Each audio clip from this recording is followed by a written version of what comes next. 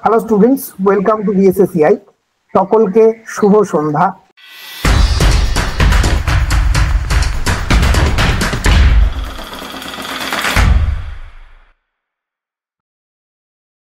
আজকের এই ক্লাসে আমরা তোমাদের সকলকে স্বাগত জানাচ্ছি।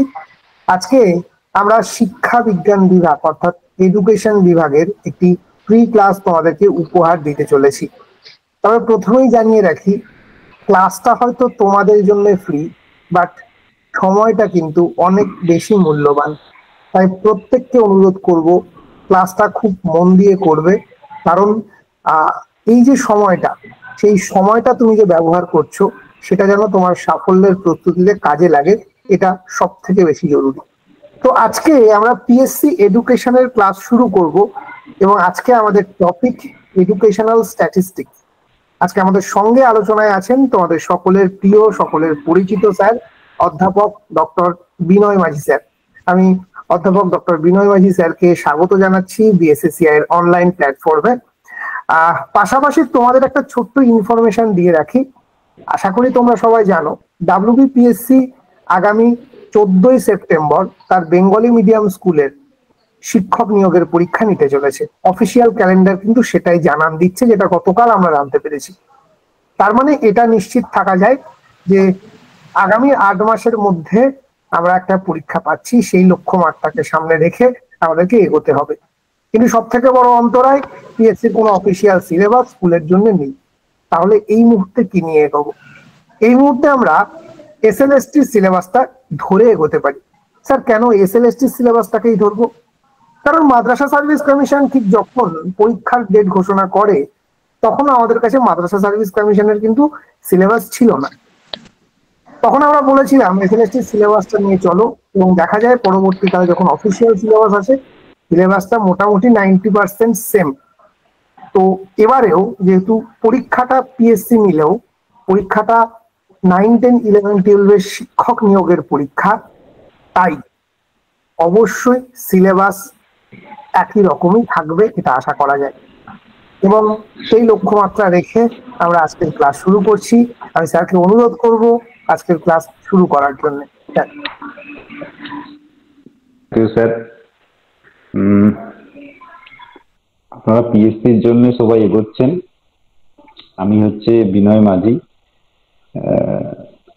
তা আমার সম্বন্ধে বললেন, কিন্তু তার আগে আমি যেটা বলি আপনাদের, ক্লাস আমি আপনাদের ফার্স্ট টাইম দিচ্ছি। এই ক্লাসটা আমি নর্মালি এডুকেশন এর যে স্ট্যাটিস্টিক্স পোর্শন আছে নিটের, সেটা নেই। আমি জানি না আপনারা হয়তো আপনাদের মধ্যে কেউ কোনো ক্লাস আমার করেছেন কিনা।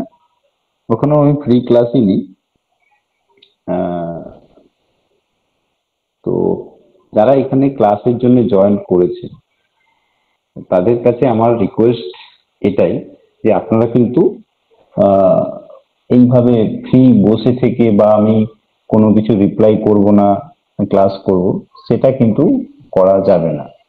যদি আমিও এইভাবে উইথাউট শুধুমাত্র অনলাইনের থ্রু ক্লাস নিতে আমিও ততটা পছন্দ করি না। তো আমার একটু সময়ের প্রবলেমের জন্য আমি ওখানে ভিডিও ক্লাস করতে যেতে পারলাম না। নাহলে পরবর্তীকালে যখনই আমি ক্লাস নেব, বেশিরভাগটাই আপনাদের ওই ভিডিও ক্লাব লাইভ ক্লাসই নেব। তো এখানেও যতটা সম্ভব 2 ওয়ে কমিউনিকেশনের মাধ্যমে ক্লাস করাটা আমার ভালো লাগবে। যে আপনারা যদি কমিউনিকেট করেন আপনাদের কোথায় কি সমস্যা আছে, কি কি প্রবলেম আছে, বা এই ক্লাসটা করার সঙ্গে যখন আমি কিছু জিনিস আলোচনা করব, আপনারা সেটাকে বললেন যেটা আমি পারছি না বুঝতে, বা এটা এইরকম বললে ভালো হয়, বা এটাকে এই এক্সাম্পলের থ্রু দিয়ে ডিসকাশন করলে ভালো হয়। তো এটাই আমার ক্লাসের শুরুতে রিকোয়েস্ট। আর আপনারা কি প্রত্যেকে আমার কথা শুনতে পাচ্ছেন? একটু বলুন। হ্যাঁ স্যার, পাচ্ছি। হ্যাঁ স্যার, শুনতে হ্যাঁ স্যার। তো ওকে, তাহলে আমার রিকোয়েস্ট এটাই যে আপনারা আমার সঙ্গে একটু কমিউনিকেট করবেন। অবশ্যই ক্লাসটা কতটা ইন্টারেস্টিং হবে আমি জানি না, কারণ এইভাবে ক্লাস খুব কম আমি নিয়েছি। কারণ এই কারণে বলছি কম নিয়েছি, কারণ স্ট্যাটিস্টিক্স এর হয়তো রেগুলার ক্লাস আমি নিই, কিন্তু শুরুটা মানে আপনাদেরকে আমি একদম শুরু ভাবছি যে আপনারা স্ট্যাটিস্টিক্স সম্বন্ধে ধারণা আহ, কতটা হয়তো অনেকেরই আছে, বাট আমার কাছে আমি ধরে নিচ্ছি খুবই কম আছে আপনাদের কনসেপ্ট, সেটা আমাকে বোঝাতে হবে। তো সেইখানে দাঁড়িয়ে এইভাবে ক্লাস নেওয়াটা মানে প্র্যাকটিক্যাল জগতে খুবই ডিফিকাল্ট। এবার আপনারা যদি একটু কমিউনিকেট করেন তাহলে হয়তো ক্লাসটা ভালো হতেও পারে। এবার প্রথম ডিফিকাল্টি জায়গা কি জানেন তো, নামটাই হচ্ছে স্ট্যাটিস্টিক্স। তারপরে যেটা মেইন ডিফিকাল্ট, এখানে কিছুটা অনেকের ধারণা আছে যে স্ট্যাটিস্টিক্স মানেই ম্যাথমেটিক্স, স্ট্যাটিস্টিক্স মানে এখানে অঙ্ক থাকবে, আর যে অঙ্কটা আমরা করতে ভয় পাই ছোট থেকেই আমাদের মধ্যে একটা অঙ্কের প্রতি একটা আলাদা মানে নেগেটিভিটি তৈরি আছে সবারই। তাহলে প্রথমে আমাকে স্ট্যাটিস্টিক্স সাবজেক্টটা সম্বন্ধে জানতে হবে। আর আমি তার আগে আপনাদের কাছে একটু ছোট্ট রিকোয়েস্ট করছি, আপনারা স্ট্যাটিস্টিক্স সাবজেক্ট সম্বন্ধে কি জানেন, যা জানেন আমাকে একটু বলুন।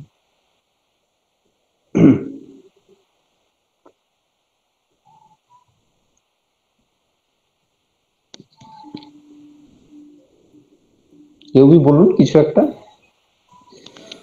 নমস্কার অসুবিধা স্যার। নেই, হ্যাঁ বলুন বলুন। নমস্কার স্যার আমি আমার এমএড কলেজের স্টুডেন্ট, সেকেন্ড সেমিস্টার। আচ্ছা বলুন। বাহ। হ্যাঁ স্যার, একটা আমরা যখন অবিন্যস্ত কোনো স্কোর পাই, যেগুলো সাজানো থাকে না, সেই অবিন্যস্ত স্কোরগুলোকে আমরা এই স্ট্যাটিস্টিকের মাধ্যমে অ্যানালাইসিস করে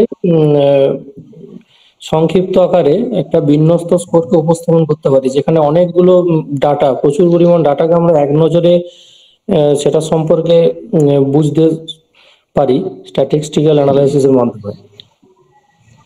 আচ্ছা ওকে, নেক্সট আর কেউ কিছু বলুন।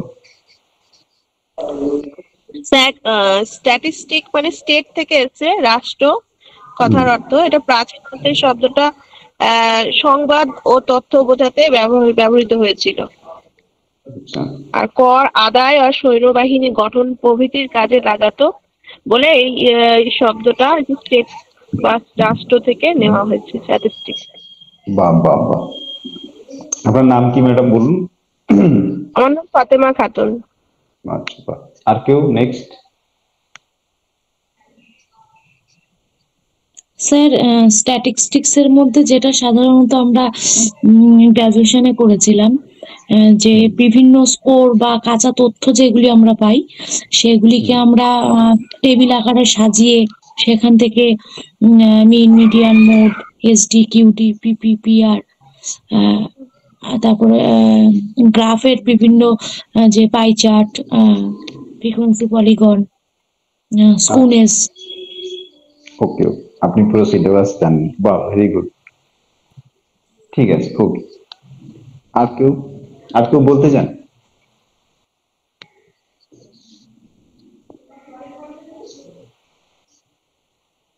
বলতে হবে, ব্যাপারটা কি দেখুন, স্যার কি বললো যে এখানে ভুল না বললে না, স্ট্যাটিস্টিক্স এ ভুল না বললে কিন্তু শেখা যাবে না। বলুন, যে যা বলতে চান মনের কথা বলুন। স্যার, রাশি বিজ্ঞানের মাধ্যমে তথ্য সংগ্রহ করা যেমন যায়, সেরকম নীতি নির্ধারণ করা যায়, মূল্য বিচার করা যায়, নির্দেশ দান করাও যায়। বাহ ওকে। আবার স্যার তুলনামূলক আলোচনাও করা যায়, বাহ বাহ বাহ। জটিল সমস্যার সমাধান করা যায়। ওকে, আমি প্রথমে সবগুলো নিলাম, জটিল সমস্যাটাকে নিলাম। প্রথমে সবগুলোকে আপনার অ্যাকসেপ্ট করলাম আমি।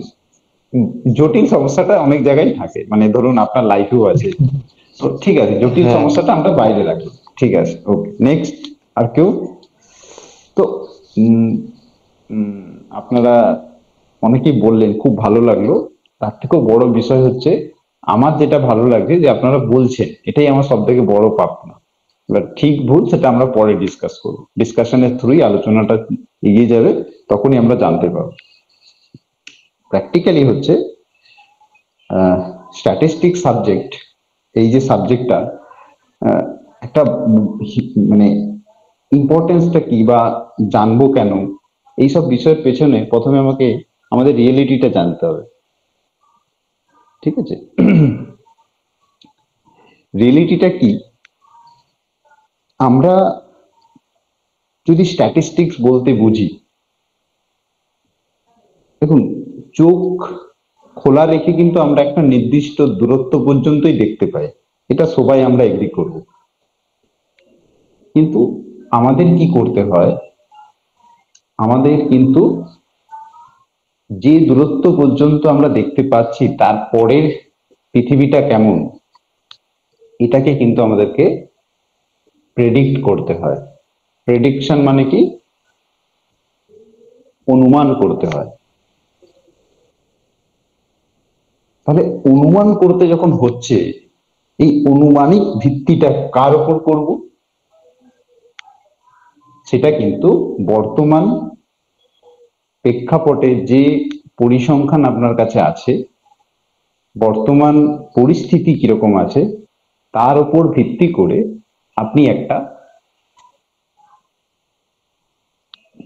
অদূর দূরত্বে কি ঘটতে চলেছে সেই সম্ভাবনাকে তুলে আনছেন। যেমন আমি একটা সহজ উদাহরণ দিয়ে আপনাকে বলছি।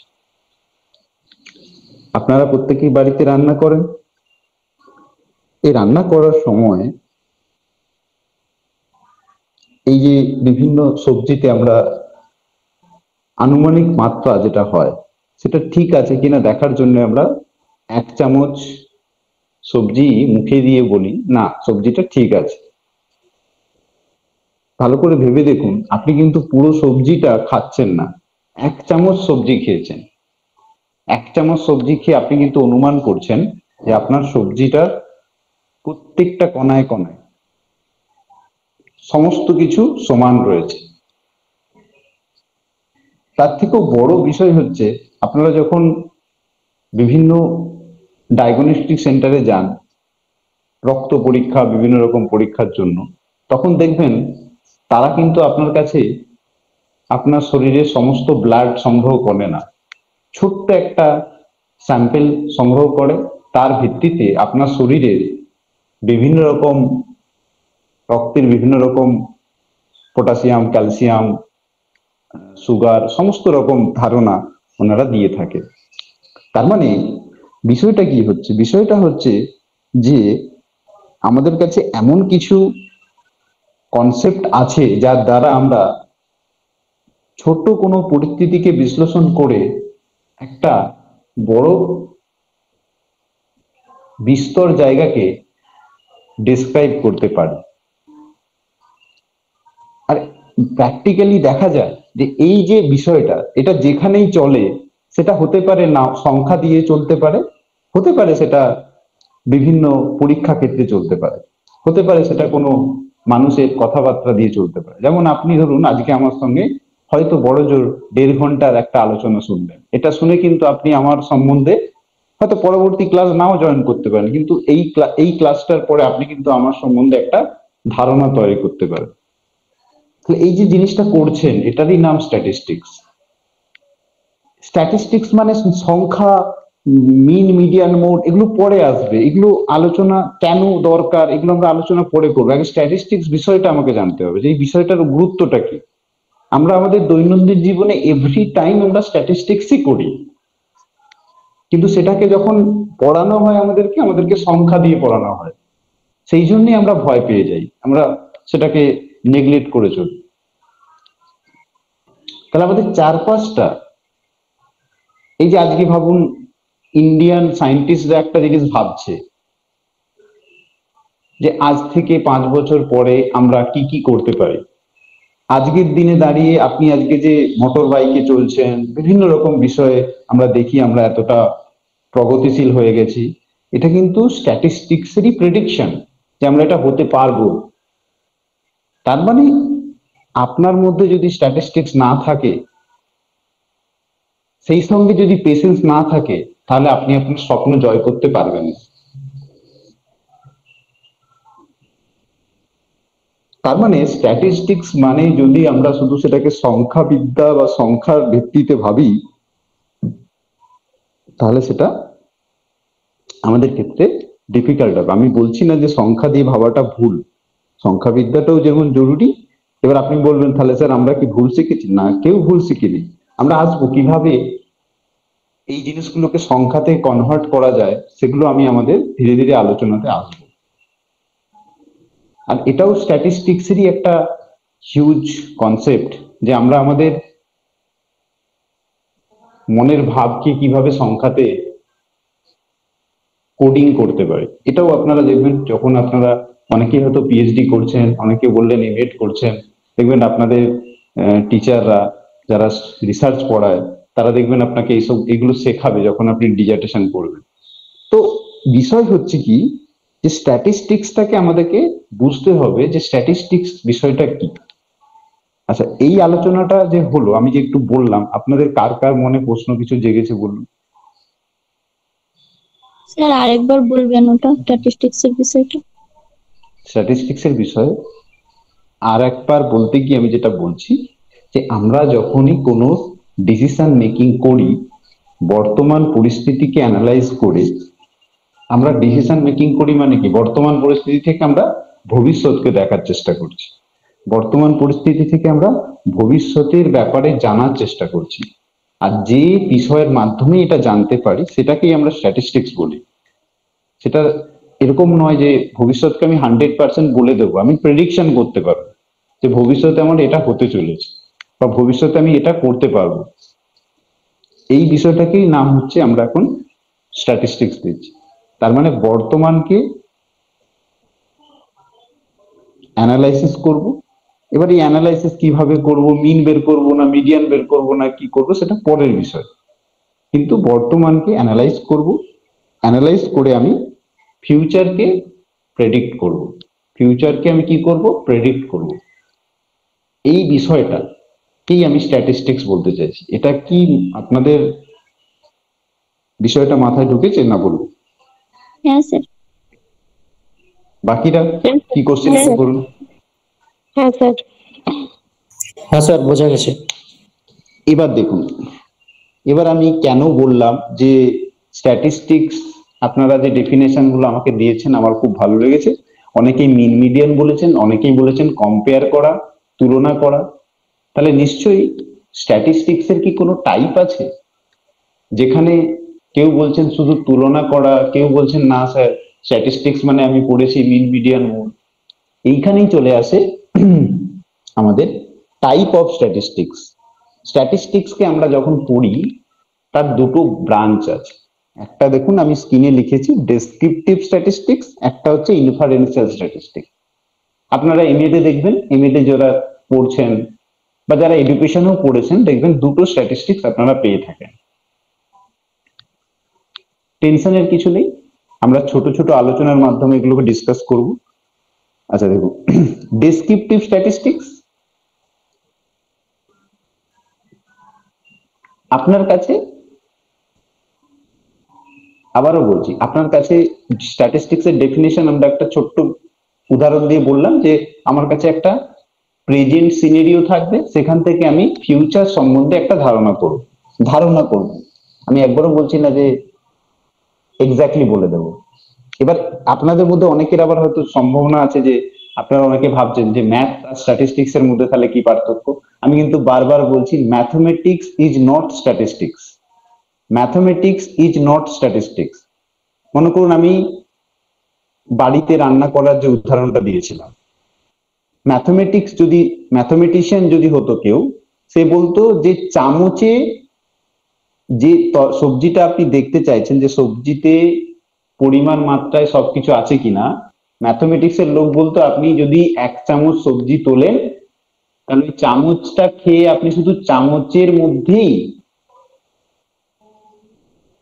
নুন লবণ বা যাই থাক না কেন ইনগ্রেডিয়েন্টস ঠিকঠাক আছে কিনা বলে দেবে। তরকারির মধ্যে কি আছে বলবে না। ম্যাথমেটিক্স মানে হচ্ছে যেটুকু আপনি তাকে দেবেন সেইটুকু সম্বন্ধেই সে ধারণা দেবে, হোল জিনিসের উপরে কোনো ধারণা দেবে না। মানে স্ট্যাটিস্টিক্স আপনাকে ছোট একটা বিষয়কে অ্যানালাইজ করে ভবিষ্যতের বা হোল পপুলেশন সম্বন্ধে ধারণা দিতে পারে। পপুলেশন মানে কি, মানে আমি এখানে হয়তো কয়েকটা টার্ম আপনাদের বলছি, এগুলো আমি পরে আরো বেশি ডিটেলসে আলোচনা করব। এখন আমি জাস্ট ধারণা দিচ্ছি যে ম্যাথমেটিক্স স্ট্যাটিস্টিক্স এর মধ্যে ডিফারেন্স এটাই যে ম্যাথমেটিক্স আপনি তাকে যেটুকু দেবেন ও ওইটুকুর মধ্যেই আলোচনা করবে। মনে করুন আপনি তাকে দিলেন যে আমার এই ব্লাড স্যাম্পেলটাতে বলুন যে এই ব্লাড স্যাম্পেলের মধ্যে পটাশিয়াম সোডিয়াম কি কি আছে, ও বলবে এই ব্লাড স্যাম্পেলটাতে এইটুকু ব্লাড স্যাম্পেলের মধ্যেই আপনি পটাশিয়াম অমুক এত আছে, মানে এক্সাক্ট বলে দেবে 0.1% এই আছে, এত পার্সেন্ট এই আছে। কিন্তু স্ট্যাটিস্টিক্স কি বলবে যে এটা যেই ব্লাড স্যাম্পেল মানে ব্লাড স্যাম্পেল তার মধ্যে এই জিনিসটা রয়েছে। তাহলে ম্যাথমেটিক্স হোল সম্বন্ধে বলবে না আপনাকে, ম্যাথমেটিক্স আপনাকে এক্সাক্ট যেটুকু আপনি দিচ্ছেন তার মধ্যেই ধারণা করে বলবে, ক্যালকুলেট করে বলবে। ম্যাথমেটিক্স অনেকটা সংকীর্ণ লেভেলে থাকে আর স্ট্যাটিস্টিক্স হিউজ। আমরা যদি আমাদের দেশের মানুষের আর্থিক অবস্থার বিবেচনা করতে চাই তাহলে আমি ম্যাথমেটিক্স দিয়ে এটা করতে পারবো না। ম্যাথমেটিক্স তোমাকে বলবে যে প্রেজেন্ট সিনারিওতে যদি আমাকে আপনি ডাটা অ্যানালাইসিস করতে দেন, আমি প্রেজেন্ট সিনারিওর পরিস্থিতি বলে দেবো, 5 বছর পরে কি হবে আমি বলতে পারবো না। এই বিষয়গুলোর জন্যই ম্যাথমেটিক্সটাকে আমরা বলি যে ম্যাথমেটিক্স স্ট্যাটিস্টিক্স এ লাগে, কিন্তু ম্যাথমেটিক্স ইজ নট স্ট্যাটিস্টিক্স। এটা কি বোঝা গেল? হ্যাঁ স্যার। হ্যাঁ স্যার। আবারও বলছি, কারো যদি মনে হয় যে না স্যার আমরা, ওই জন্য দেখবেন খুব সিম্পল ভাষায় 2 + 2 = 4, এটা আমরা সবাই জানি। বাট 2 + 2 = কোথায় 4 নয়, কোথায় টেন্স টু 4 বা কোথায় মেবি 4 বা ওর থেকে কিছু বেশি, সেটা হচ্ছে স্ট্যাটিস্টিক্স। স্ট্যাটিস্টিক্স বলছে যে আমাকে যে সংখ্যাগুলো আপনারা দিচ্ছেন বা যে নাম্বারগুলো আমাকে আপনারা দিচ্ছেন সেই নাম্বারগুলোর কি অ্যাকচুয়াল অর্থ ওটাই, তাহলে আমি আপনাকে ম্যাথমেটিশিয়ানি ক্যালকুলেশন করে দেবো। মনে করুন আমি বললাম যে আজকের ক্লাসটা করে আপনাদের কেমন লাগছে, আপনি বলবেন ভালো, আরেকজনও বলবে ভালো, অন্য কেউ বলতে পারে ঠিক আছে মোটামুটি। তাহলে এই যে দুজন ভালো বললো, দুটো ভালো কি সমান? দুটো ভালোর মধ্যে কি কোনো ডিস্টেন্স মানে ডিসক্রিমিনেশন আছে? এই বিষয়টা মানে স্ট্যাটিস্টিক্স কিন্তু অনেক বড় লেভেলে চিন্তা করে, প্রেডিক্ট করে। আমি এক্সাক্ট স্ট্যাটিস্টিক্স কোনোদিন এক্সাক্ট মান আপনাকে বলবে না। স্ট্যাটিস্টিক্স দেখবেন আপনার মানে আপনি যদি কোনোদিন করেইছেন হয়তো ডায়াগনস্টিক সেন্টারের রিপোর্ট দেখেন, ওখানে দেখবেন পটাশিয়াম ক্যালসিয়ামের নর্মাল কোনটা না এত থেকে এত হলে নর্মাল, কোনোদিন এক্সাক্ট দেয় না যে এটা হলে নর্মাল। কেন? এটা স্ট্যাটিস্টিক্যালি প্রুভ হয়েছে যে এত থেকে নর্মাল ব্যক্তি যারা সুস্থ স্বাভাবিক তাদের প্রেশার বলুন, প্রেশার যখন মাপেন কেন বলা থাকে যে 80 থেকে 120, ওখানে এক্সাক্ট কেন বলা থাকে না? যদি ম্যাথমেটিক্স এর উপরে নির্ভর করে ওটা আলোচনা হতো তাহলে এক্সাক্ট বলে দিত।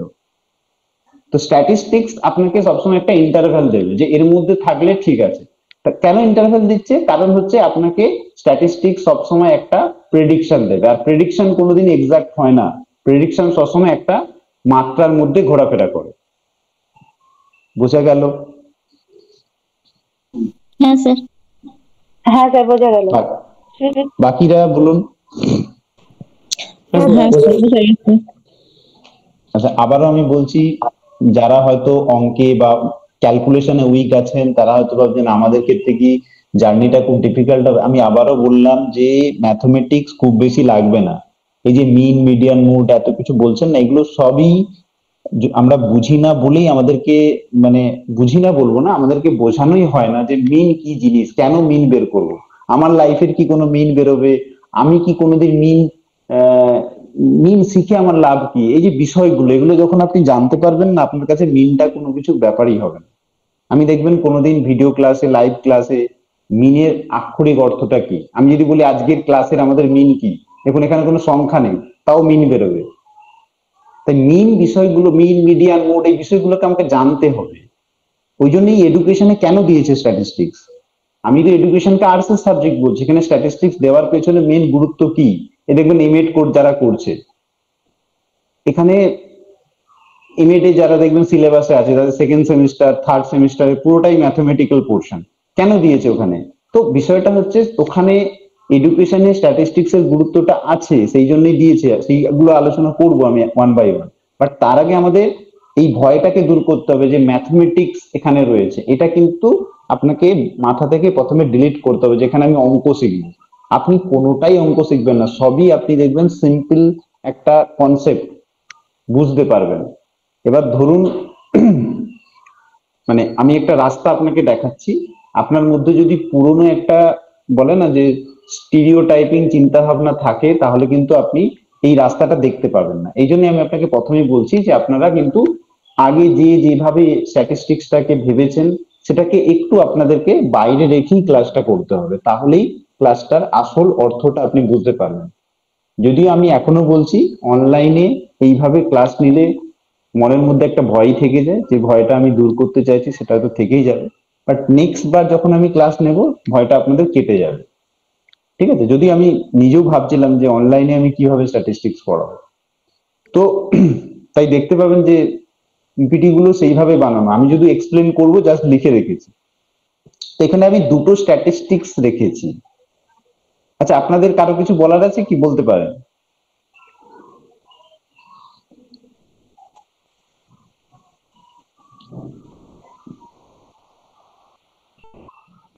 কেউ কিছু বলবেন কোনো বিষয় নিয়ে, যেটা মনে হলো যে না এটা বলা উচিত আলোচনার মধ্যে?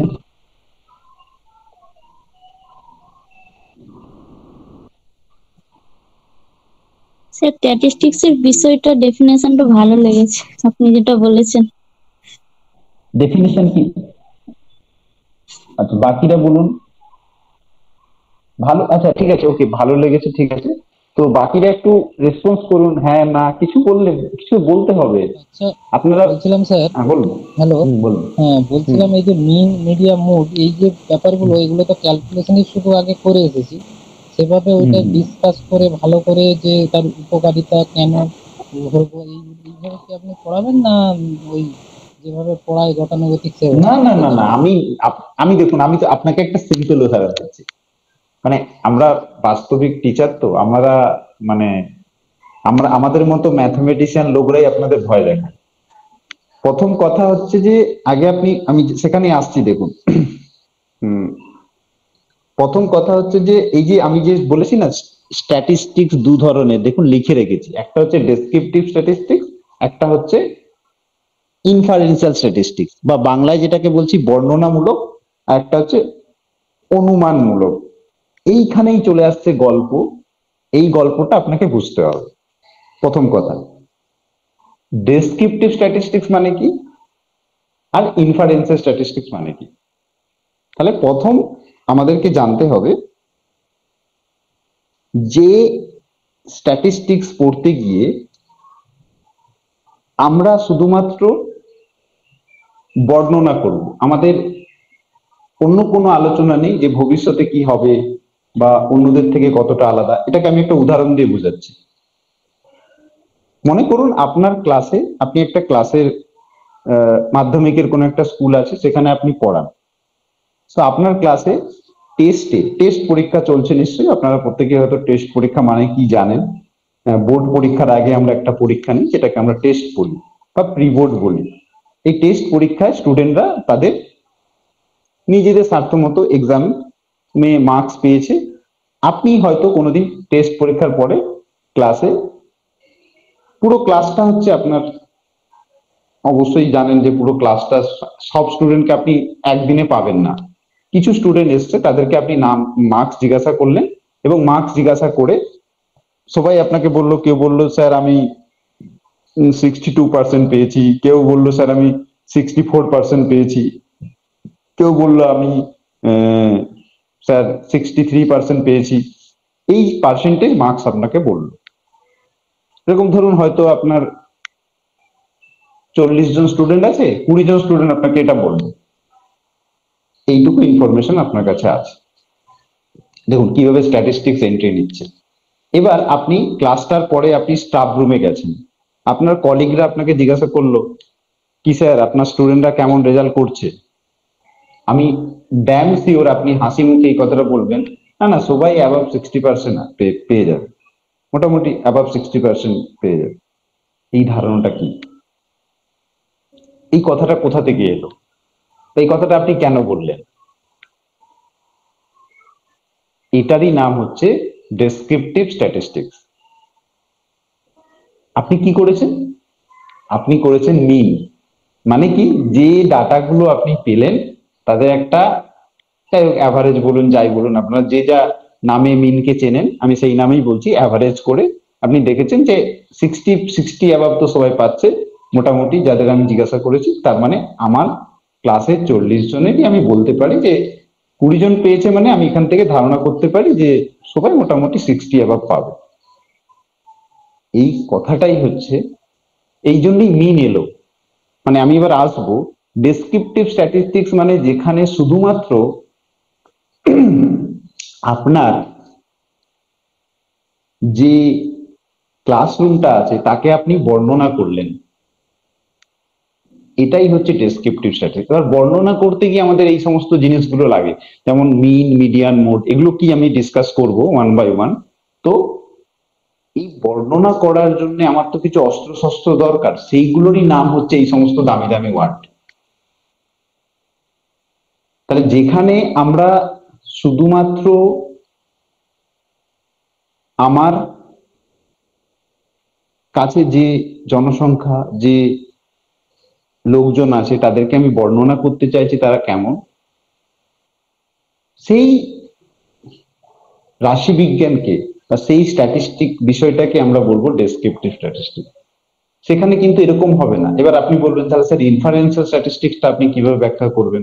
আপনি তো এটা বললেন। ইনফারেন্সিয়াল স্ট্যাটিস্টিক্স মানে এটাই, মনে করুন আপনি কলেজ বা স্কুল থেকে বাড়ি ফিরছেন, টোটোতে যাচ্ছেন বা বাসে যাচ্ছেন, সেখানে ধরুন আপনার কোনো পরিচিত অন্য একজন স্কুলের শিক্ষকের সঙ্গে আপনার দেখা হয়েছে, তাদেরও স্কুলে টেস্ট পরীক্ষা নেওয়া হয়েছে। এবার সেও কিন্তু আপনাকে বললো যে তাদের স্কুলের ওই বাচ্চাদের অ্যাভারেজ মার্কস হচ্ছে অ্যাবাভ 60। তখন আপনি তুলনাতে চলে আসবেন, তখন আপনি এরকম কিছু টুলস ব্যবহার করবেন বা জানতে চাইবেন যে তাহলে দুজনেই যদি অ্যাবাভ 60 হয় তাহলে কোন স্কুলের রেজাল্ট মোটামুটি ভালোর দিকে যাবে, বা ফাইনালে গিয়ে কোন স্কুল বেটার রেজাল্ট করবে। এই চিন্তা ভাবনাটা আমরা যে স্ট্যাটিস্টিক্যাল ব্রাঞ্চে করি, যেখানে এই যে একজন বললো না যে তুলনামূলক চিন্তা ভাবনা, সেইটাই হচ্ছে ইনফারেন্সিয়াল স্ট্যাটিস্টিক্স। মানে যেখানে সূক্ষ্ম চিন্তা ভাবনা করা হয়।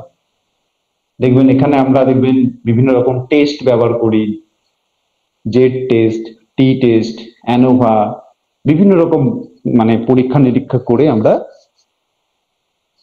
এই ব্রাঞ্চটাকে এগিয়ে নিয়ে যাই। এবার দেখুন, আজকেই তো আমি আর পুরো ভেতরে ঢুকতে পারবো না, আজকে আমি জাস্ট আপনাদের একটা আউটলুক দিচ্ছি যে আমরা কোন রাস্তাটার মধ্য দিয়ে হাঁটতে চলেছি আমাদের এই জার্নিতে, সেই বিষয়টা আপনাকে আমি বারবার বোঝানোর চেষ্টা করছি।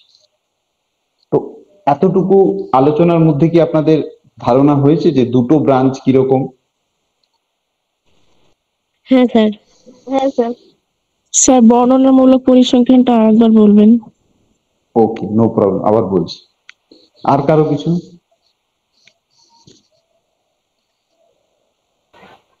হ্যাঁ স্যার, ওই ডেসক্রিপটিভ স্ট্যাটিস্টিক্স যেটা আছে ওটাই আরেকটু যদি ভালো করে বোঝান।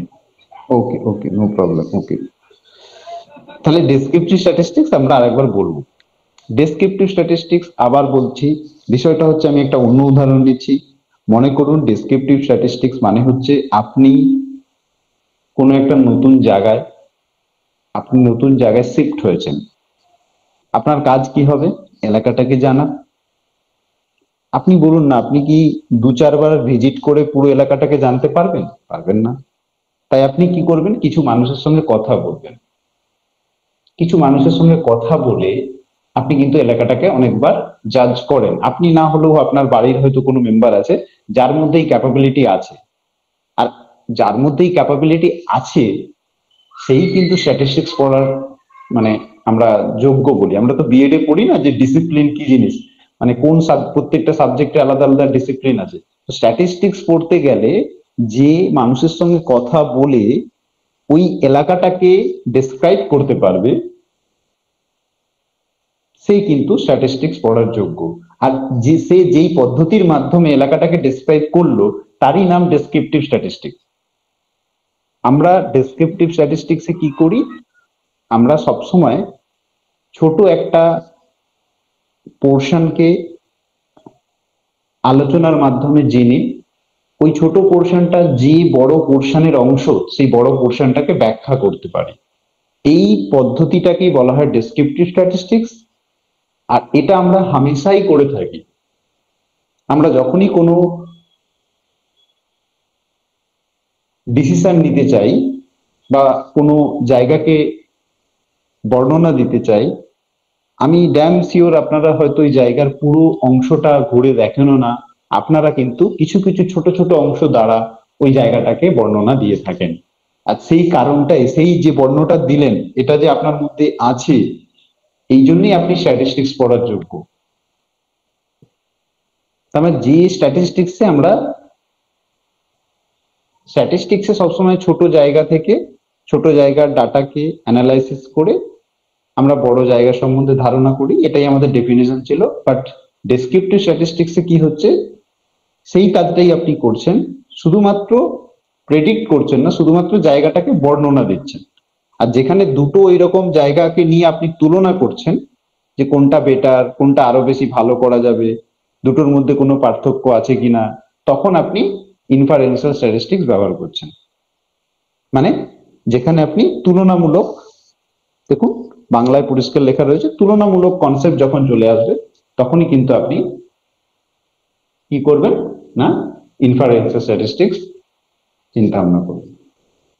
যেমন মনে করুন, আচ্ছা ডেসক্রিপটিভ স্ট্যাটিস্টিক্স ক্লিয়ার হয়েছে, তাহলে আমি ইনফারেন্সিয়াল স্ট্যাটিস্টিক্স এর একটা মানে খুব সহজ উদাহরণ দেওয়ার চেষ্টা করি। হ্যাঁ স্যার ক্লিয়ার ক্লিয়ার, হ্যাঁ স্যার ক্লিয়ার, বুঝেছি। স্যার একটা কথা বলছি। বলুন বলুন। হ্যাঁ বলছি, বর্ণনামূলক পরিসংখ্যান আপনি যেটা বোঝাচ্ছেন, এর মধ্যে কি স্যাম্পেল আর পপুলেশনের যে ব্যাপারটা, এটা কি অনেকটা কি এর মধ্যে কি খুঁজে পাওয়া যাচ্ছে? স্যাম্পেল পপুলেশন আমাদের সবে স্ট্যাটিস্টিক্স করতে গেলে আমাদের স্যাম্পেল আর পপুলেশন, আচ্ছা আমি আগে বলে দিই, দুটো টার্ম উনি বললেন, আমি দুটো টার্ম একবার বলে দিচ্ছি। স্ট্যাটিস্টিক্স করতে গেলেই আমাদের স্যাম্পেল আর পপুলেশন লাগবে। স্যাম্পেল মানে আমরা স্যাম্পেল মানে কি বুঝবো, পপুলেশন মানে কি বুঝবো, এটা আমি এক্ষুনি বলছি। বাট স্যাম্পেল পপুলেশন ছাড়া কিন্তু স্ট্যাটিস্টিক্স হয় না, সে ইনফারেন্সিয়াল হোক বা ডেসক্রিপটিভ হোক। স্যাম্পেল কি না, আমাদের আমি যেটা এক্ষুনি বলছিলাম যে আপনারা পুরো ধরুন ভাত রান্না করছেন, ভাত সিদ্ধ হয়েছে কিনা দেখার জন্য আপনি 1 চামচ ভাত তুললেন, তা থেকে 2-1টা ভাত প্রেসার দিয়ে দেখলেন যে সিদ্ধ হয়েছে কিনা। তো পুরো হাঁড়ির ভাতটা হচ্ছে আপনার পপুলেশন, আর সেখান থেকে যে 1 চামচ ভাত তুলেছেন বা 2-1টা ভাত তুলেছেন সেটা হচ্ছে স্যাম্পেল। না আপনি কি করছেন যে 2-1টা ভাতকে প্রেসার দিয়ে দেখলেন যে না আমার হাঁড়ির ভাতটা সিদ্ধ হয়ে গেছে, মানে আপনি কি করে ধারণা করলেন, ডেসক্রাইব করলেন যে আপনার কাছে যে স্যাম্পেলটা আপনি নিয়েছেন তার আউটপুট, মানে সেখানের ভাতকে প্রেসার দিলেন, তার আউটপুট দেখে আপনি পুরো হাঁড়ি সম্বন্ধে ধারণা করছেন। তো এটাই স্যাম্পেল আর পপুলেশন। মানে আমি যখনই স্ট্যাটিস্টিক্স এর কাজ করব, উইথাউট স্যাম্পেল আমি কোনো কাজ করব না। স্যাম্পেল ছাড়া কাজ করা সম্ভবই নয় স্ট্যাটিস্টিক্সে, আপনাকে স্যাম্পেল নিতেই হবে। এবার স্যাম্পেলটা নেওয়ার টেকনিক কি হবে, কি বিষয়, কি বৃত্তান্ত, এগুলো আমাদেরকে পড়তে হয়, সেগুলো আমরা পরে ডিসকাস করব, কিন্তু স্যাম্পেল নিতে হবে। এবার বিষয় হচ্ছে শুধুমাত্র স্যাম্পেলটা নিয়ে আমি যদি শুধু ডেসক্রাইব করি, মনে করুন এক্ষুনি বললাম যে ভাতটা রান্না হয়ে গেছে, আমরা এটুকুই জানলাম যে ভাতটা কমপ্লিট হয়ে গেছে, বা সবজিতে চামচে করে সবজি খেয়ে দেখলাম যে না সবজিটার মধ্যে নুন হলুদ ইত্যাদি ইত্যাদি সব ঠিকঠাক আছে। মানে এই যে ডেসক্রাইব করলাম, এখানে কোনো কম্পেয়ার করলাম না যে কালকে যে সবজিটা বানিয়েছিলাম সেটা আরো বেটার ছিল, আমি শুধু বলছি আজকের সবজিটা ভালো, ঠিক আছে কোনো সমস্যা নেই, এটা হচ্ছে ডেসক্রিপটিভ। বাট আমি যদি কালকের সঙ্গে পরশুর সঙ্গে তুলনা করি যে না পরশু দিনের সবজিটাতে আমার বেটার লাগছিল খেয়ে, তখন আপনি চলে আসছেন ডেসক্রিপটিভ ইনফারেন্সিয়াল স্ট্যাটিস্টিক্স মানে তুলনামূলক রাশিবিজ্ঞানের দিকে। এবার বোঝা গেল কিনা দেখুন। হ্যাঁ স্যার বোঝা গেছে। তো প্র্যাকটিক্যালি কি দাঁড়াচ্ছে, তাহলে দেখুন আমাদের রিয়েল লাইফ সমস্যার মধ্যে কিন্তু চলে আসছে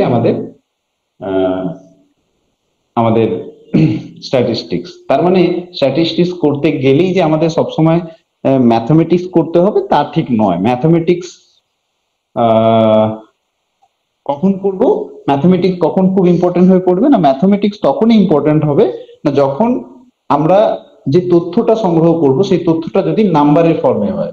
মানে ডাটা আমরা যদি বলি, যে ডাটা সংগ্রহের সময় আমরা যদি নাম্বার দিয়ে সংগ্রহ করি তখনই সেটা ওই যেটা আপনারা ম্যাথমেটিক্স করে এসেছেন মিন মিডিয়ান মোড, ওইভাবে মিন মিডিয়ান মোড পরিসংখ্যান হবে। নাহলে কিন্তু মিন মিডিয়ান মোড ওইভাবে পরিসংখ্যান হয় না। মিন মিডিয়ান মোডের আসল ধারণা কিন্তু আপনি পরে জানতে পারবেন পরের ক্লাসগুলোতে। তো আমি এই স্লাইড থেকে পরের স্লাইডে যাচ্ছি। এর পরের স্লাইডে যেটা ছিল, need and important of statistics, প্রয়োজনীয়তাটা কি? মানে আপনি স্ট্যাটিস্টিক্স যখন আলোচনা করলাম, আপনারা কেউ বলুন দেখি কি প্রয়োজনীয়তা থাকতে পারে। এত তো আলোচনা করলাম, এবার আপনারা আমাকে একটু রিপ্লাই করুন। হ্যাঁ স্যার, একটা ডেটাকে বুঝতে এবং সেই ডেটা থেকে জেনারেলাইজ করতে বা একটা ডেটা সম্পর্কে একদম ক্লিয়ার ধারণা পেতে আমাদেরকে স্ট্যাটিস্টিক্স হেল্প করবে। বাহ, ওকে। না, আমি জানতে চাইছি এরকম না, এটা তো ঠিক আছে, কিন্তু আপনি একজন এডুকেশনের স্টুডেন্ট, আপনি ধরুন পিএসসি পরীক্ষা দেবেন, আপনি স্ট্যাটিস্টিক্সটা পড়বেন কেন? এটাই বলুন। মানে এর ভিত্তিতে কোনো একটা যে স্যার এই দেখুন এটা না পড়লে আমি স্ট্যাটিস্টিক্স না জানলে আমি এটা করতে পারবো, এটা আমাকে বলুন।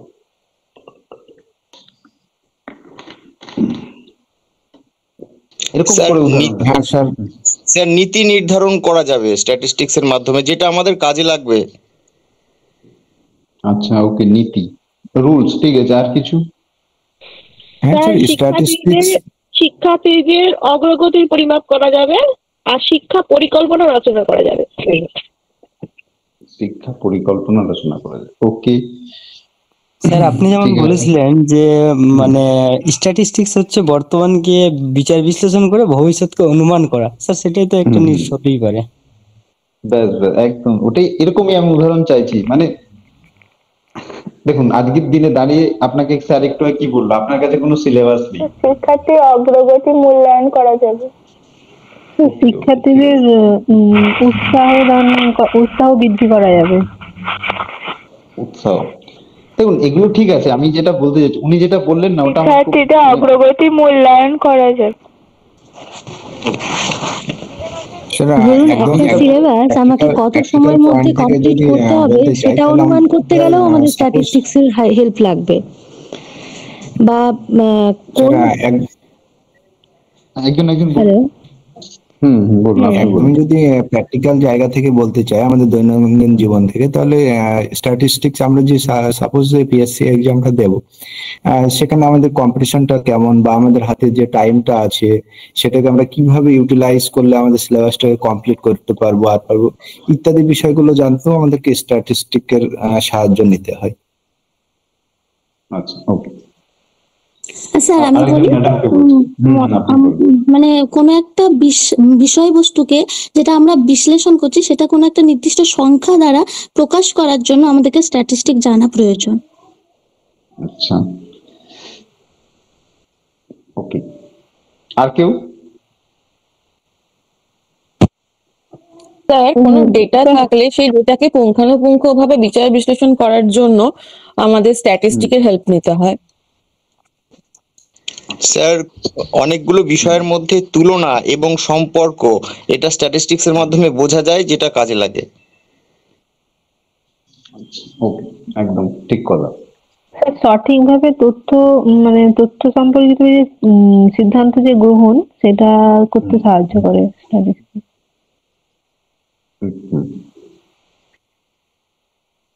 ঠিক আছে, ওকে। আচ্ছা বলুন, আপনারা আজকের দিনে দাঁড়িয়ে প্রিপারেশন নেবেন যে আমাকে পিএসসির এক্সামটা কোয়ালিফাই করতে হবে, সবাই নেবেন। আপনারা প্রত্যেকেই তো নিচ্ছেন, প্রত্যেকেই মেহনত করবেন। তার মধ্যে হয়তো আপনাদের মধ্যে হয়তো ধরুন 5 জন পেল, বাকিরা কেন পেল না বা পাবে না? এরকমই তো হয় কোনো এক্সামে, প্রত্যেকেই হার্ডওয়ার্ক করে। প্রথম কথা, প্রত্যেকে হার্ডওয়ার্ক করে।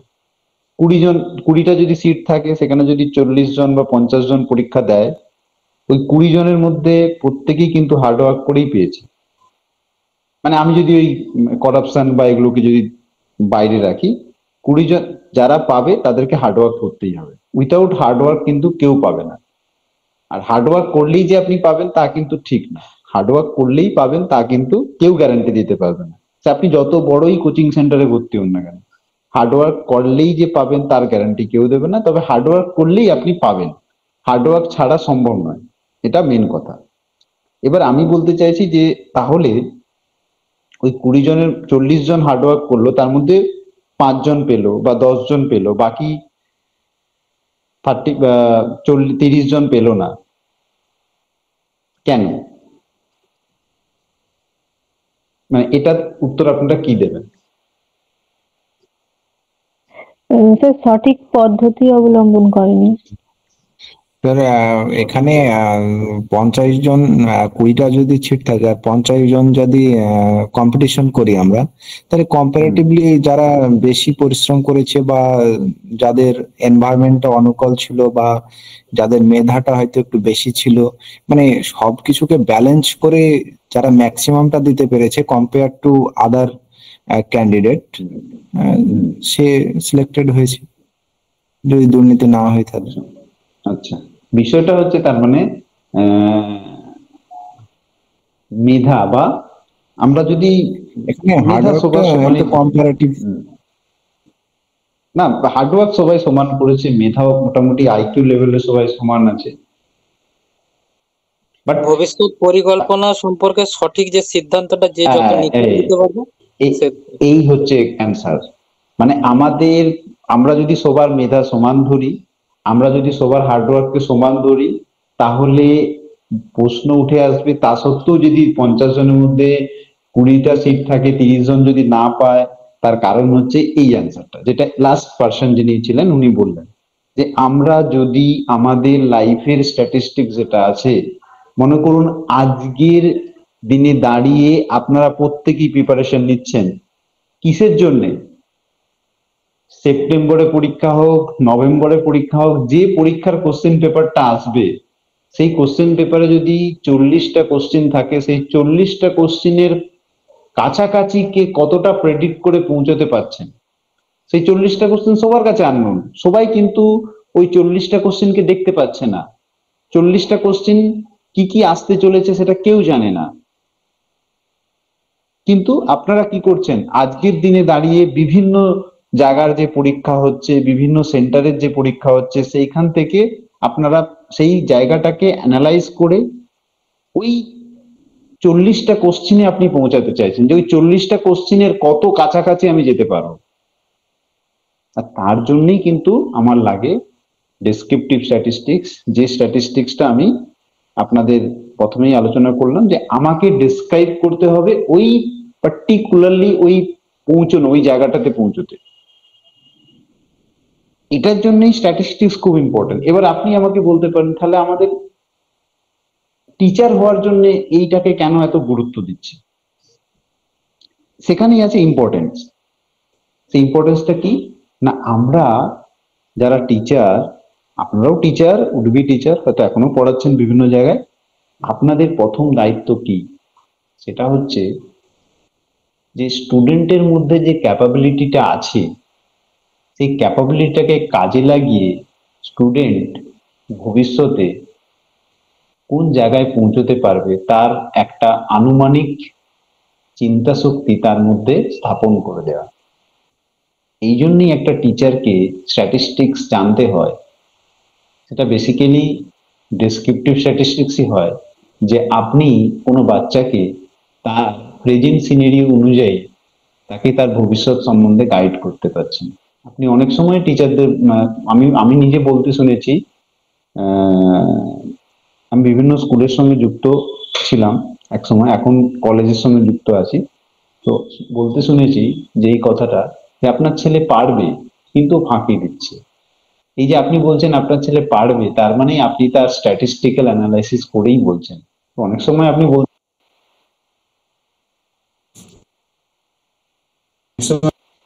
যে অনেক টিচার এমনি বলে দেয় নিজেকে বাঁচানোর জন্য, বাট আমি তাদের কথাতে আসছি না, আমি জাস্ট সেই সমস্ত টিচারের কথায় আসছি যাদের সত্যি, যারা বাচ্চাদের অ্যানালাইসিস করে তাদের ভবিষ্যৎ সম্বন্ধে একটা ধারণা দিয়ে থাকে। হ্যালো। হ্যালো, আমার কথা শোনা যাচ্ছে? হ্যালো, হ্যাঁ স্যার, স্যার শোনা শোনা যাচ্ছে। যাচ্ছে। ওকে। তো উম, আমার কি মানে ইম্পর্টেন্সটা আপনারা বুঝতে পেরেছেন যে statistics, why statistics is important with respect to that exam বলুন বা আমাদের টিচার হওয়ার রেসপেক্টিভে কেন গুরুত্ব পাচ্ছে? কারণ আপনাকে ডেসক্রিপটিভ স্ট্যাটিস্টিক্স Yes, জানতেই sir. হবে। Yes. মনে করুন আপনি যদি বলেন, দেখবেন অনেক সময়, আমি একটা মানে সিম্পল উদাহরণ দিচ্ছি। ধরুন আপনাকে কোনো লাইব্রেরিয়ান জিজ্ঞাসা করলো আপনার স্কুলে, আপনি তো স্কুলের টিচার হবেন বলেই এত টাইম আমাকে দিচ্ছেন মানে বিএসএসআই কে দিচ্ছেন, আপনি স্কুলের টিচার হবেন যাতে আপনাকে সে সঠিক রাস্তা দেখাতে পারে। তো আপনি হয়ে গেছেন, মনে করুন, ইমাজিন করুন আপনি একজন টিচার। আপনার লাইব্রেরিয়ান আপনাকে বলল যে স্যার, এডুকেশনের কোন রাইটারের বই আনবো আমি কিছু খুঁজে পাচ্ছি না, আপনি আমাকে একটু হেল্প করবেন। ভালো করে বুঝুন, লাইব্রেরিয়ান আপনাকে বললো, রিকোয়েস্ট করলো যে স্যার বা ম্যাডাম, আমি না বুঝতে পারছি না কোন বইটা আমি আনবো। এটার জন্য আপনি কি করবেন? বা আপনারা যারা হয়তো টিচার আছেন তারা কি করেন? আমার জানা বইগুলোর মধ্যে একটা কম্পেয়ার করব সিলেবাসকে মাথায় রেখে, তারপরে একটা ভালো বই সাজেস্ট করব। ওকে, এছাড়া আর কেউ? এতদিন আমার পড়ার মাধ্যমে যে অভিজ্ঞতা হয়েছে, যে বইটা সবচেয়ে বেস্ট মনে হবে সেইটাই আনার জন্য বলবো, এবং সেটা ছাত্রছাত্রীদের উপযোগী হবে। ওকে ওকে, বাহ। আর কিছু? আচ্ছা, এখানে আপনারা কি কোনো স্ট্যাটিস্টিক্স কাজে লাগালেন? হ্যাঁ বলুন। শিক্ষার্থীদের যাতে ভবিষ্যৎ সম্পর্কে ওকে, কম্পেয়ার। ওকে, শিক্ষার্থীদের একজন কি ম্যাডাম কি বলছেন বলুন। হ্যাঁ, শিক্ষার্থীদের ভবিষ্যৎ সম্পর্কে আর কি রূপরেখা নির্ণয় করতে। ওকে ওকে, আর কিছু? স্যার, যদি স্ট্যাটিস্টিক অনুযায়ী দেখি তাহলে এটাও দেখা যেতে পারে যে কোন বইয়ের মানে সেলের কোয়ান্টিটি বেশি রয়েছে, তো সেটাও আমরা দেখতে পারি। ওকে, ভেরি গুড। দেখুন, আপনারা নিজেদের অজান্তেই কিন্তু স্ট্যাটিস্টিক্সই বলছেন। আচ্ছা বলুন, ভালো লাগছে আমার, বলুন।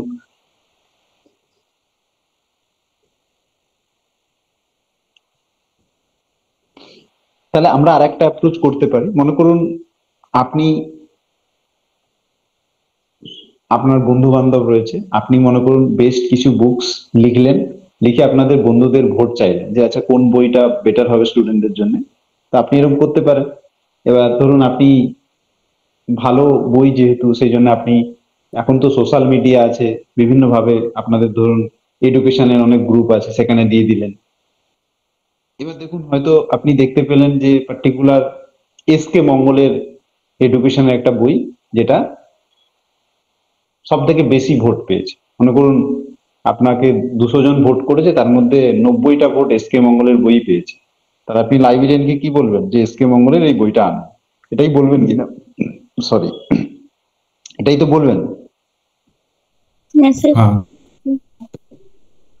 এইটারই নাম হচ্ছে, এই যে পদ্ধতিতে আপনি ব্যবহার করলেন এটারই নাম হচ্ছে মোড। এই যে আপনি বলছিলেন না মিন মিডিয়ান মোড, দেখুন আমি কোনো অঙ্ক করলাম না, এইটারই কনসেপ্ট হচ্ছে মোড। আপনি যে পরিসংখ্যান করছেন সেখানে সব থেকে বেশি রেসপন্স যেটাতে আসে সেটাকেই মোড বলে। আর আপনাকে পিএসসি এই ধরনেরই অঙ্ক দেবে, বা আপনাকে ওই ওই ওই ওইটুকু সময়ের মধ্যে কিন্তু আপনাকে কোনোদিনই বড় অঙ্ক করতে দেবে না যে মোড বের করুন। আপনাকে মোডের আক্ষরিক অর্থটা জানতে হবে। মোড মানে যে ডাটাটা বেশি বার রিপিট হবে তাকেই বলে মোড। আমি জানি হয়তো আপনারা নেট সার্চ করে দেখুন, এটাই লেখা আছে। তাহলে মোড আপনারা নিজের অজান্তে অনেকবার ব্যবহার করেছেন, ঘরের জিনিস কেনার ক্ষেত্রে অনেকবার, হয়তো কোথায় কোন কফি বা কোন মলে আপনি জিনিস কিনতে যাবেন সেখানেও হয়তো ভোট নিয়ে দেখেছেন, যেটাতে বেশি ভোট পেয়েছেন সেটাই ঠিক গেছেন। এটা আসলে মোডেরই অ্যাপ্লিকেশন, রিয়েল লাইফ অ্যাপ্লিকেশন।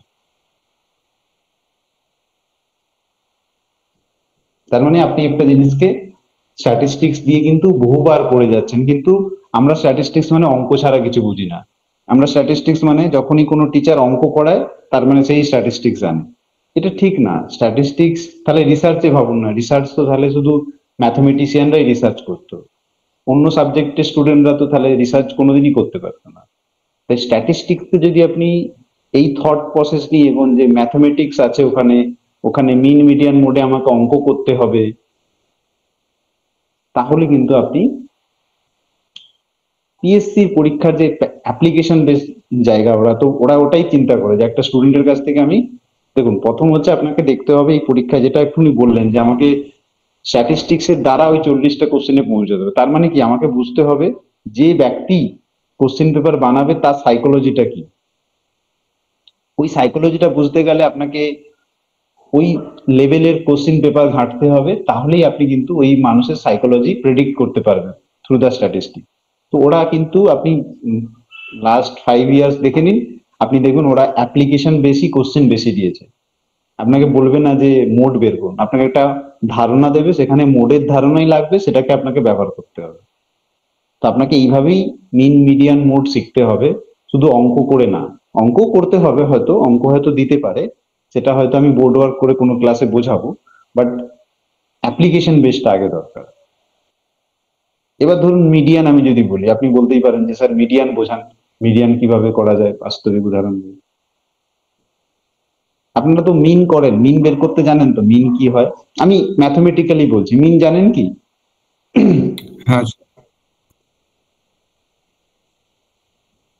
হ্যাঁ স্যার। মিন জানেন তো? আচ্ছা, আমি আপনাদেরকে একটা, প্রত্যেকের কাছে খাতা পেন আছে, আমি রিকোয়েস্ট করেছিলাম যাতে খাতা পেন নিয়ে বসেন। আমি অঙ্ক করাচ্ছি না আপনাদেরকে, আমি নিজে ম্যাথমেটিক্স এর স্টুডেন্ট, আমি নিজে এমএ করেছি, এমএড করেছি, স্ট্যাটিস্টিক্সও এমএসসি করেছি, কিন্তু আমি মানে আপনাদেরকে ভয় দেখাবো না যে আপনি অঙ্ক করুন, আমি এরকম কোনোদিনই বলবো না। তো জাস্ট পেন খাতা এই কারণে বললাম, আমি আপনাকে দুটো স্কুলে 4টে স্টুডেন্টের মার্কস আপনাকে লিখতে বলছি। মনে করুন একটা স্কুল এ, ক্যাপিটাল এ, তার 4টে স্টুডেন্টের মার্কস আপনি লিখুন, 25, 25, 25, 25। 4টে স্টুডেন্টই সেম মার্কস পেয়েছে।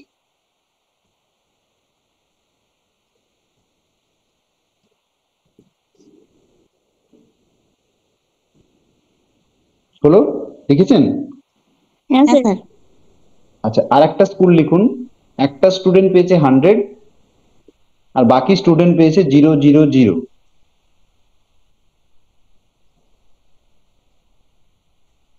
লেখা হয়েছে স্যার 0 কি ওটা ট্রিপল হবে না? না না, শুধু 100 একজন পেয়েছে, বাকি স্টুডেন্ট গুলো 0 পেয়েছে, 0 পেয়েছে, 0 পেয়েছে। Yes sir, yes. এবার দেখুন এই স্কোরটাকে এবার আপনি চাপা দিয়ে দিন। দুটোরই যদি মিন বের করতে বলা, মিন পারবেন বের করতে? দুটোরই, স্কুল এ স্কুল বি? হ্যাঁ 25 হবে, 25 দুটোই 25 আসবে, দুটোই 25 আসবে, তাই তো? আমার কাছে সিম্পল কথা, দুটোতেই 25 আসছে কিনা? হ্যাঁ স্যার।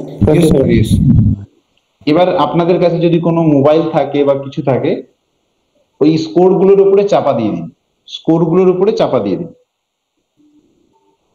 এবার আপনাকে আমি বললাম দুটো স্কুলের মিন সমান 25, 25, তাহলে স্কুলের স্টুডেন্ট গুলো কি প্রায় সমান? প্রেডিকশন করুন। এই স্কোরটা দেখবেন না, এই স্কোরটা বাদ দিয়ে ভাবুন। না স্যার, এটা বলা যাবে না। এই দেখেছেন মিনের প্রবলেমটা কোথায়? কেন আমাদেরকে মিডিয়ান পড়তে হয়, কেন মোড পড়তে হয়? আপনি বলতে পারবেন, বলা উচিত না। যদি কেউ বলতে চায় বা কেউ যদি বলে, সে ভুল বলছে, সে তার প্রেডিকশন করা ঠিক না। হ্যাঁ, তার মানে কি আমি যেটা বলতে চাইছি যে মিন আমরা যে করি সবসময়, mean is not correct every time. আমি মিন করে যদি কোনো ব্যক্তির সম্বন্ধে ডিসক্রাইব করতে চলে যাই, তাহলে কিন্তু সেটা কনসেপচুয়ালি ভুল। মানে আমি কেন উদাহরণটা দিলাম বোঝা গেছে কি? আমি কেন উদাহরণটা দিলাম আপনাদের সামনে? উদাহরণটা এই কারণে দিলাম, কারণ আমাদের মনে একটা সাইকোলজিক্যাল একটা tools, mean is too much important, mean বের করতে, বিষয়টা এটা নয়। ওই জন্যই আমাদেরকে মিডিয়ান মোড এই সমস্ত জিনিসগুলো পরপর 1/1 শিখতে হবে। আমি আরো ডিসঅ্যাডভান্টেজ দেখাবো, যেখানে মিন, শুধুমাত্র যদি মিন নিয়ে আপনি কোনো কিছুকে প্রেডিক্ট করেন, দেখবেন আপনারা ভুল দিকেই এগোবেন। আচ্ছা, কারো কি বুঝতে অসুবিধা হলো আমি কেন এই উদাহরণটা দিলাম? এখানে না কেউ আছে যে স্যার ক্লিয়ার। না স্যার বোঝা গেছে। বাকিরা কোনো কিছু রেসপন্স করছেন না? বাকিরা বোঝা গেছে আমি কেন উদাহরণটা দিলাম?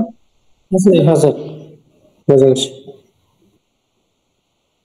ওকে, তো আরো একটা উদাহরণ আমি দিচ্ছি, যদি পারেন একটু লিখুন। আমি বেশি করব না, বেশি সময় আপনাদের ম্যাথমেটিক্স এর উপরে দেব না। এরকম দেখবেন, মনে করুন আপনারা 4 জন বন্ধু আছে, মনে করুন 4 জনে মনে করলেন যে একটা ফিস্ট করব।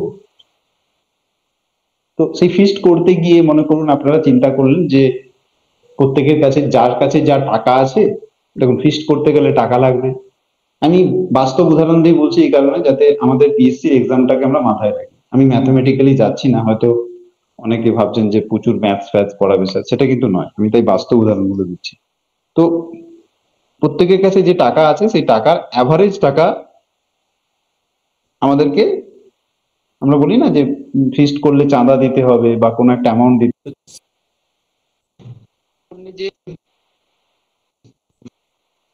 এক মিনিট একটু ওয়েট করুন তো, এক সেকেন্ড।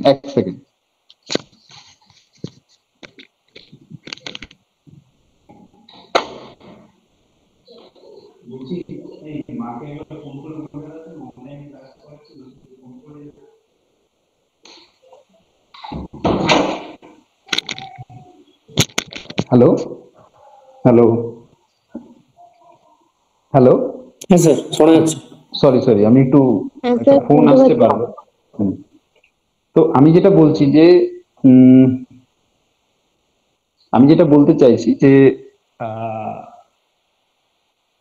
সেই যে কোন চাঁদাটা নিয়ে আমরা টাকাটাকে আমরা ফিক্সড করব, যেটা আমাদের প্রোগ্রামের জন্য মানে ভ্যালু হবে, প্রোগ্রামের টাকা হিসেবে আমরা গ্র্যান্ট করব, সেটা দেখার জন্য আমি প্রত্যেকের কাছে যেহেতু বলেছি যার কাছে যে অ্যামাউন্ট আছে সেই অ্যামাউন্টটা নিয়ে আমরা এগোচ্ছি। এবার মনে করুন আপনার কাছে আছে 100 রুপিস, বাকি 4 জনের কাছেও আছে 100 রুপিস, মানে সরি বাকি 3 জনের কাছে মনে করুন 100 রুপিস 100 রুপিস 100 রুপিস আছে। আর মনে করুন আরেকজনের কাছে 2000 রুপিস আছে। 100 100 100 আর একজনের কাছে 2000।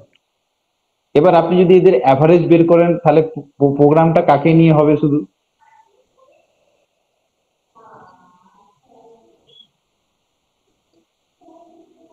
চারটের যোগফল ভাজিত 4। হ্যাঁ, তাহলে সেটা করলে কি দাঁড়াবে? তাহলে অনলি 200 করতে পারবে, বাকিরা এলিমিনেট হয়ে যাবে। তার মানে একজন ব্যক্তি প্রোগ্রামে থাকবে। তার মানে এই যে বিষয়টা, এখানেও দেখুন মিন সাফিসিয়েন্ট না। আমরা যদি এখানে মিনের থ্রু যদি কোনো কাজ করি, যেটাকে আমরা অ্যাভারেজ বলে থাকি, সেটাও কিন্তু প্রপার প্রসেস হবে না প্রোগ্রামটাকে অর্গানাইজ করার জন্য।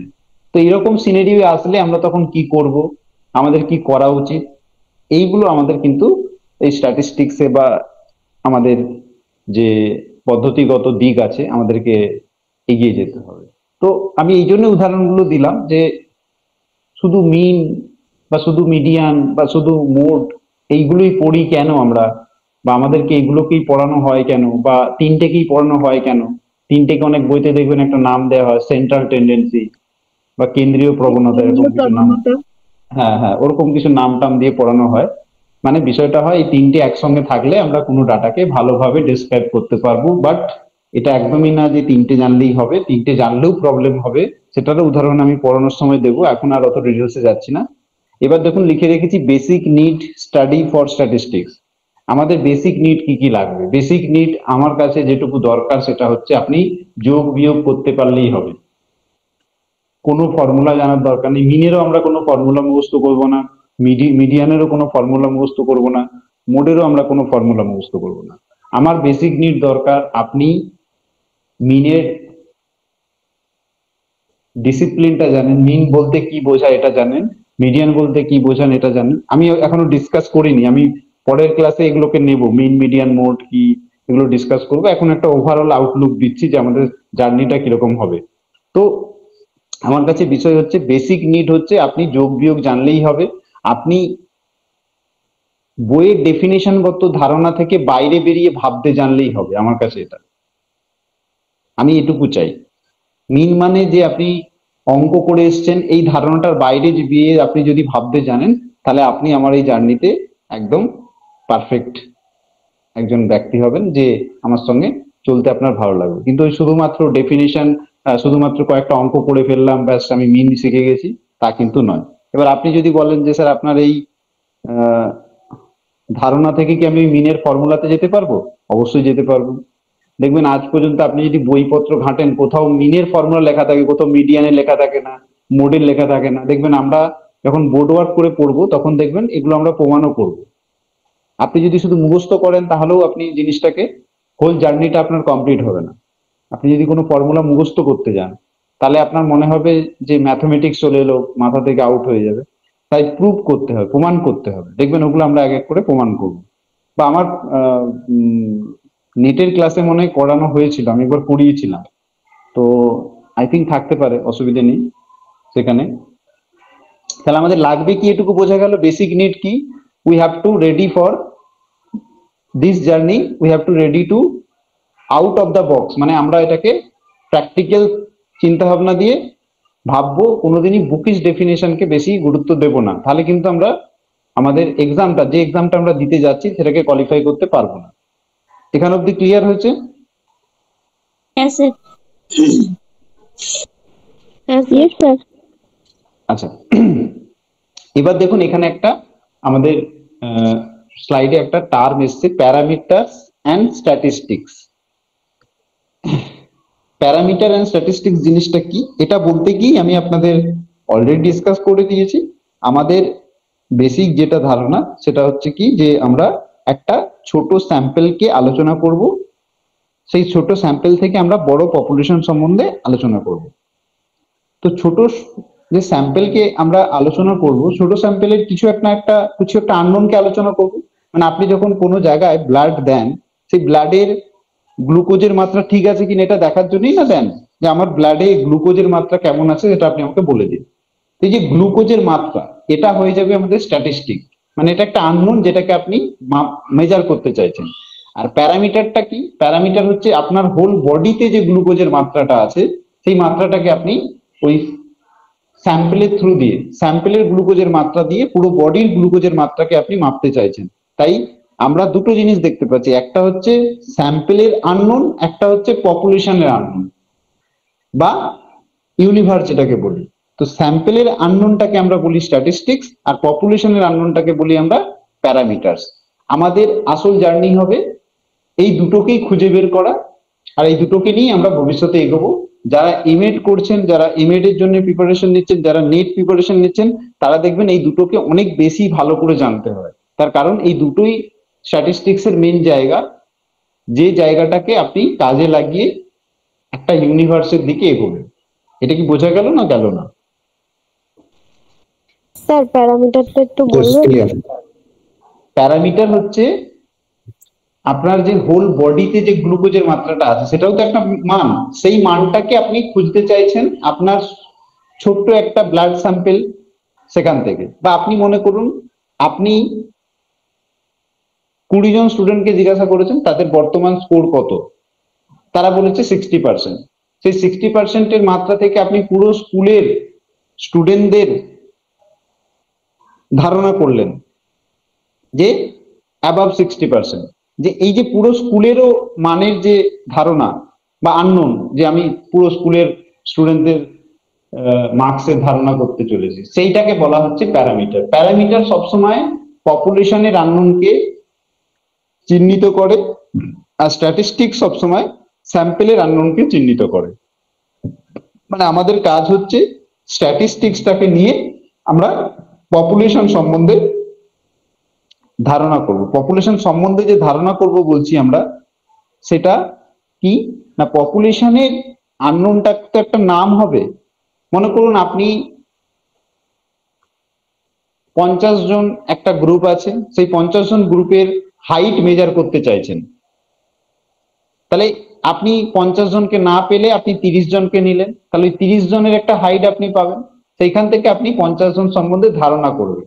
তাহলে এর এই 30 জনের হাইটকে আপনি বলছেন স্ট্যাটিস্টিক্স, যেটার উপর ভিত্তি করে অনুমান করে আপনি চলে যাচ্ছেন 50 জনের যে হাইটের যে ধারণা, সেই 50 জনের হাইটের ধারণাটাকে আপনি বলছেন প্যারামিটার। তাহলে প্যারামিটারকে অনুমান করা হচ্ছে স্ট্যাটিস্টিক্স এর দ্বারা। বোঝা গেছে না যায়নি? ওটা আরেকবার বলুন স্যার, আরেকবার বলুন। আচ্ছা বলছি, কোনো সমস্যা নেই। আপনার চারপাশে যে ঘটনাগুলো ঘটছে, আমি আবারও বলছি, আপনি সেই ঘটনাটাকে অনুমান করার জন্য আপনি কি করেন, একটা ছোট স্যাম্পল নেন। ওই স্যাম্পেলের মধ্যে কোনো একটা আননোন কি আপনি জানতে চাইছেন না, মনে করুন আপনি তরকারিতে লবণ হয়েছে কিনা জানতে চাইছেন। তাহলে আপনি কি করলেন, 1 চামচ তরকারি খেয়ে দেখলেন যে হ্যাঁ লবণ ঠিক আছে। তাহলে 1 চামচ তরকারির লবণ, সেই লবণটা হচ্ছে এখানে স্ট্যাটিস্টিক্স। মানে আপনি চামচের লবণকে মুখে দিয়ে বুঝলেন যে না পুরো তরকারির লবণ ঠিক আছে। তাহলে পুরো তরকারির যে লবণ, লবণ কথাটা এখানে হচ্ছে আননোন, যেটাকে আমরা প্যারামিটার বলছি পুরো তরকারির রেসপেক্টে। আর যখন আপনি চামচের লবণ, যেটাকে আপনি টেস্ট করছেন, সেইটাকে আমি বলছি স্ট্যাটিস্টিক্স। বোঝা গেছে? হ্যাঁ sir, clear. Yes sir. Okay, thank you. এই দুটোই কিন্তু আমাদেরকে ডিস্টার্ব করবে। দেখবেন আপনি প্রিভিয়াস ইয়ার কোশ্চেন দেখলেও আপনি দেখবেন যে অনুমান যে আমরা করি, কার ভিত্তিতে কাকে করি, কার ভিত্তিতে কার অনুমান করা হয়, এই ধরনের কোশ্চেন আপনাকে দেবে। আচ্ছা, এবার আসছে ভেরিয়েবল কি আমাদের, মানে আমি এগুলো প্রত্যেকটাই কিন্তু আমি আবারও বলছি, প্রত্যেকটার পেছনে একটা করে ক্লাস লাগবে, না হলে আপনাদের হয়তো আলোচনাটা অত বেশি ভালো লাগবে না। তাই আমি আবারও বলবো যে এরকম ফ্রি ক্লাস যাতে উনি আরো দেন, ওনাকে বলবেন। কারণ প্রত্যেকটা টপিক হচ্ছে একটা করে কি বলবো, একটা করে ক্লাসের সমান। তো একদিনে তো পুরোটা বলা সম্ভব নয়। এই ভেরিয়েবল হচ্ছে আমাদের এখানে একটা আলোচনার বিষয়। তো ভেরিয়েবল বোঝাটা খুব ডিফিকাল্ট, আমাদের কাছে ভেরিয়েবল বোঝাটা খুব ডিফিকাল্ট। আপনারা জানেন কেউ ভেরিয়েবল কি হয়, হোয়াট ইজ ভেরিয়েবল?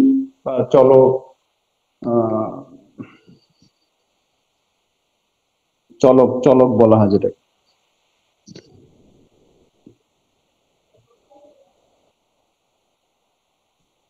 কেউ যদি কিছু বলতে চান বলুন যে ভেরিয়েবল কি।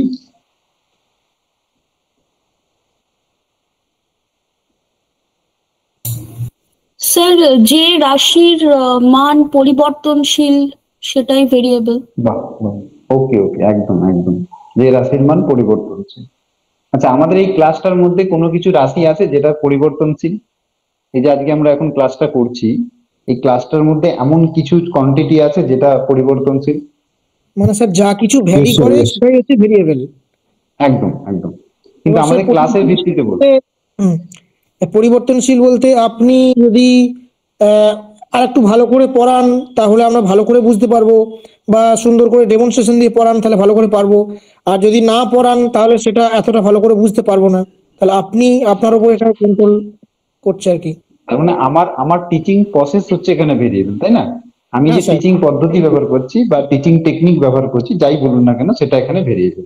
একদম ভেরি গুড। তার মানে বোঝা, আপনাদের যে বোঝা সেটাও কিন্তু ভেরিয়েবল, আবার আমার টিচিং পদ্ধতিটাও কিন্তু ভেরিয়েবল। এটা কি ক্লিয়ার হয়েছে?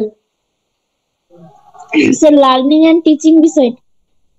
একদম একদম, ওকে, লার্নিং টিচিং, বা লার্নিং টিচিং তো সব জায়গায় আছে। Learning is variable, teaching is variable. Okay, no problem. তার মানে বুঝতে পারছেন কেন এই কোয়ান্টিটিটাকে দেওয়া হয়েছে? এই কোয়ান্টিটিটা দেওয়ার পেছনে গুরুত্ব কি? আপনার ক্লাসে সিচুয়েশনটাই দেখুন, ভালো করে ভেবে দেখুন, সেটাই কিন্তু চলছে। তো ভেরিয়েবল আমাদেরকে জানতে হবে। আর কেউ কিছু বলবেন? স্যার, এক্ষেত্রে আমাদের মনোযোগটাও কি পরিবর্তনশীল তো হয়ে থাকে, তো সেটাও কি ভেরিয়েবল? ভেরিয়েবল, সেটাও এক্সট্রানিয়াস ইন্টারভিনিং ভেরিয়েবল। একদম ভেরি গুড, ওটাও খুব ইম্পর্টেন্ট। গুণ, বলুন, আওয়াজটা আসছে না। পরিবর্তনশীল, গুণ পরিবর্তনশীল, উচ্চতা, ওজন, এগুলো তো আছেই। চলো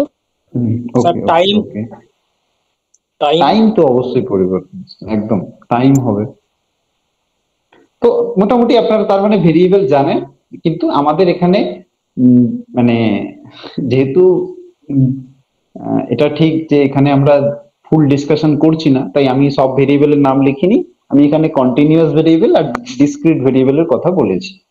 তো কন্টিনিউয়াস ভেরিয়েবল মানে যে ভেরিয়েবল গুলো মানে নিরবিচ্ছিন্ন, মানে যাদের মধ্যে আপনি গ্যাপ খুঁজে পাবেন না, মানে অবিচ্ছিন্ন। এবার এর উদাহরণ দিতে গেলে আমি এরকম বলতে পারি, মনে করুন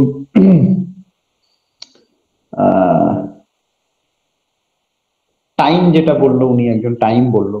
আরো হতে পারে যেখানে দশমিক সংখ্যাকে ব্যবহার করা যাবে, যেমন আপনি যদি মানুষ গণেন, মানুষকে কাউন্ট করেন, আপনার যদি কোনো জায়গায় এরকম মনে হয় যে মানুষকে আমাকে সংখ্যা হিসেবে নিতে হবে, তাহলে ওখানে কিন্তু আপনি দশমিক ব্যবহার করতে পারবেন না।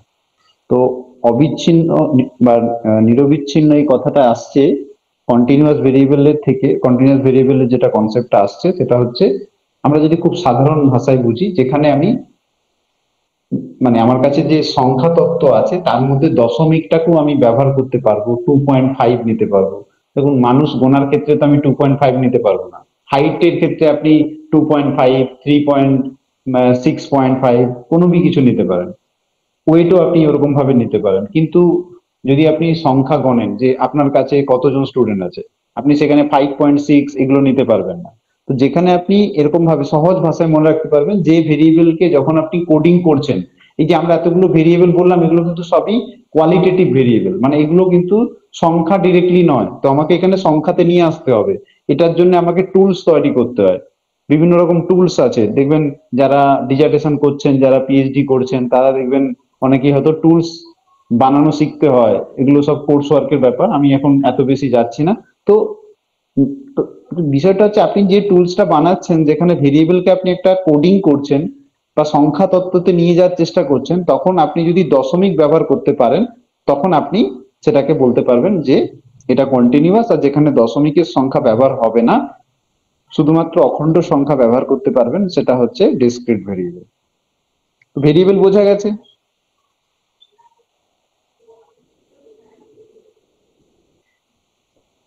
দুটো ভেরিয়েবল, আরো ভেরিয়েবল আছে, সেগুলো আমি পরে ক্লাসে ডিসকাস করব, আজকে তো পুরোটা করতে পারবো না। বোঝা গেছে না যায়নি? হ্যাঁ স্যার, বুঝতে পেরেছি। আচ্ছা আচ্ছা, এরপরে হচ্ছে যেটা আমাদের মানে সিলেবাসের মধ্যে একটা হিউজ কোয়ান্টিটি মার্কস ক্যারি করতে পারে, সেটা হচ্ছে স্কেল অফ মেজারমেন্ট। এটা খুবই ইম্পর্টেন্ট, মানে আপনি যে পরীক্ষায় দিন না কেন, যারা এমএড করছে তারা থার্ড সেমিস্টারে এটা পাবে, যারা এমনি এডুকেশনেও করেছেন তারাও এটা পাবেন, যে এটা বোঝাটা খুবই ইম্পর্টেন্ট একটা জায়গা। যে আমরা যখন মেজারমেন্ট করি, এক্ষুনি বললাম না যে আমি যখন ভেরিয়েবল গুলোকে কোডিং করছি, তখন যে ইনফারেন্স দিয়ে আমি কোডিং করছি তারই নাম হচ্ছে মেজারমেন্ট। মেজারমেন্ট মানে এই নয়, মানে মনে করে দেখুন, কোন স্টুডেন্ট, আপনারই কোনো স্টুডেন্ট আপনার সাবজেক্টে 0 পেয়েছে, 0 পেয়েছে, তার মানে কি আপনি বলবেন ওই স্টুডেন্টটা ওই সাবজেক্টে কিছুই জানে না? এটা বলতে পারবেন না স্যার। না। তার মানে মেজারমেন্ট ইজ অলওয়েজ মার্কস নয়, স্কোর নয়।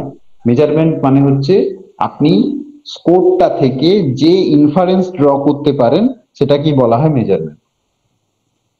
তার মানে আমরা যখন কোনো মেজারমেন্ট পদ্ধতি জানবো, শিখবো, তখন কিন্তু আমাদের কাছে অনেক ভুল ধারণা ক্লিয়ার হবে। যেমন দেখুন, এখানে 4 ধরনের মেজারমেন্ট আমাদেরকে পড়তে হয়, এগুলো আই থিঙ্ক অনেকেই আপনারা জানেন। একটা হচ্ছে নমিনাল, দ্বিতীয় হচ্ছে অর্ডিনাল, তৃতীয় হচ্ছে ইন্টারভ্যাল, তারপর হচ্ছে ratio. Interval, nominal, ordinal, interval, ratio, এই নামটা আপনারা কি শুনেছেন আগে? কেউ মানে এরকম কেউ আছেন যে এই বিষয়ে জানেন না একদম?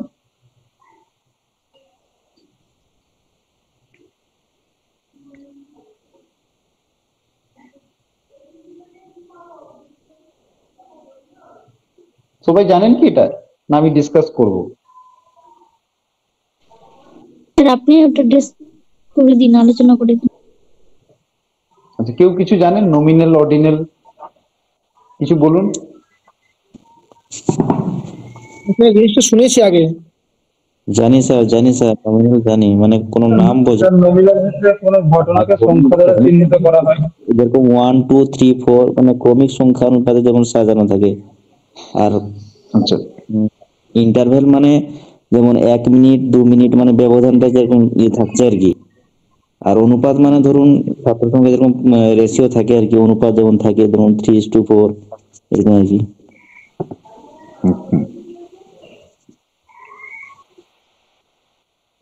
অর্ডিনারি স্কেলের দ্বারা র্যাঙ্ক আমরা ধরতে পারি, ফার্স্ট র্যাঙ্ক, সেকেন্ড র্যাঙ্ক। আর ইন্টারভেল স্কেলের দ্বারা আমরা ঠিক, আমরা অনেকেই আপনারা জানেন, তাই তো? ঠিক আছে, আজকে আমরা একটু অন্যভাবে জানছি, দেখি দেখা যাক কি হয়। ঠিক আছে, যারা একদম জানেন না তাদের জন্য বলছি, আর যারা অল্প বিস্তর জানেন তাদের জন্য বলছি। আলোচনার মাধ্যমে আমরা শুরু করছি যে দেখুন, নমিনাল মেজারমেন্ট মানে হচ্ছে যখন আমরা কোনো মেজারমেন্ট করি, সেই মেজারমেন্টটা যখন শুধুমাত্র নাম বোঝায়। যেমন আমি উদাহরণ দিচ্ছি, রিয়েল লাইফ উদাহরণ। মনে করুন আমরা যখন ফুটবল ম্যাচ দেখি, ক্রিকেট ম্যাচ দেখি, প্লেয়ারদের জার্সির পেছনে নাম্বার লেখা থাকে কি থাকে না? থাকে স্যার। থাকে। তার মানে এই যে প্লেয়ারদের পেছনে জার্সিটার নাম্বার লেখা আছে, এই নাম্বারটা কিন্তু প্লেয়ারটাকে আইডেন্টিফাই করে। যদি আমি ফুটবলে দেখি 10, তার মানে আমি ভাববো মেসি। তার মানে কি ফুটবলে 10 মানে কি এখানে 10 ওর 10টা গোল করবে এরকম তো কোনো বিষয় নেই। তার মানে এখানে এই যে 10 সংখ্যাটা একটা নামকে বোঝাচ্ছে। তার মানে যখনই কোনো মেজারমেন্ট কোনো ব্যক্তি বিশেষকে বোঝাবে, সেটাকে বলা হয় নমিনাল। বোঝা গেল কি গেল না? ক্লিয়ার। ওকে, এবার মনে করুন আপনি এরকমও বলতে পারেন যে নমিনাল মানে ধরুন আমি বললাম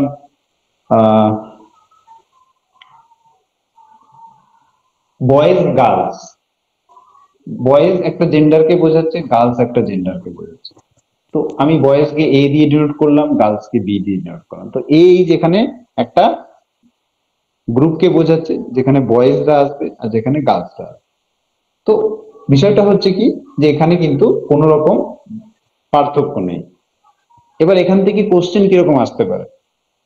মনে করুন আপনাকে কোশ্চেন দেওয়া হলো যে আপনি কোনো একটা কোশ্চেনের অপশন দিয়েছেন ইয়েস নো, এটার দ্বারা আপনি কোন ধরনের মেজারমেন্ট পেতে পারেন? এটা কিন্তু অবশ্যই নমিনাল মেজারমেন্ট হবে। ইয়েস নো, এখানে কোনো রকম ভাবে শুধুমাত্র যারা ইয়েস বলবে তারা একটা সারিতে আসবে, যারা নো বলবে তারা একটা সারিতে আসবে।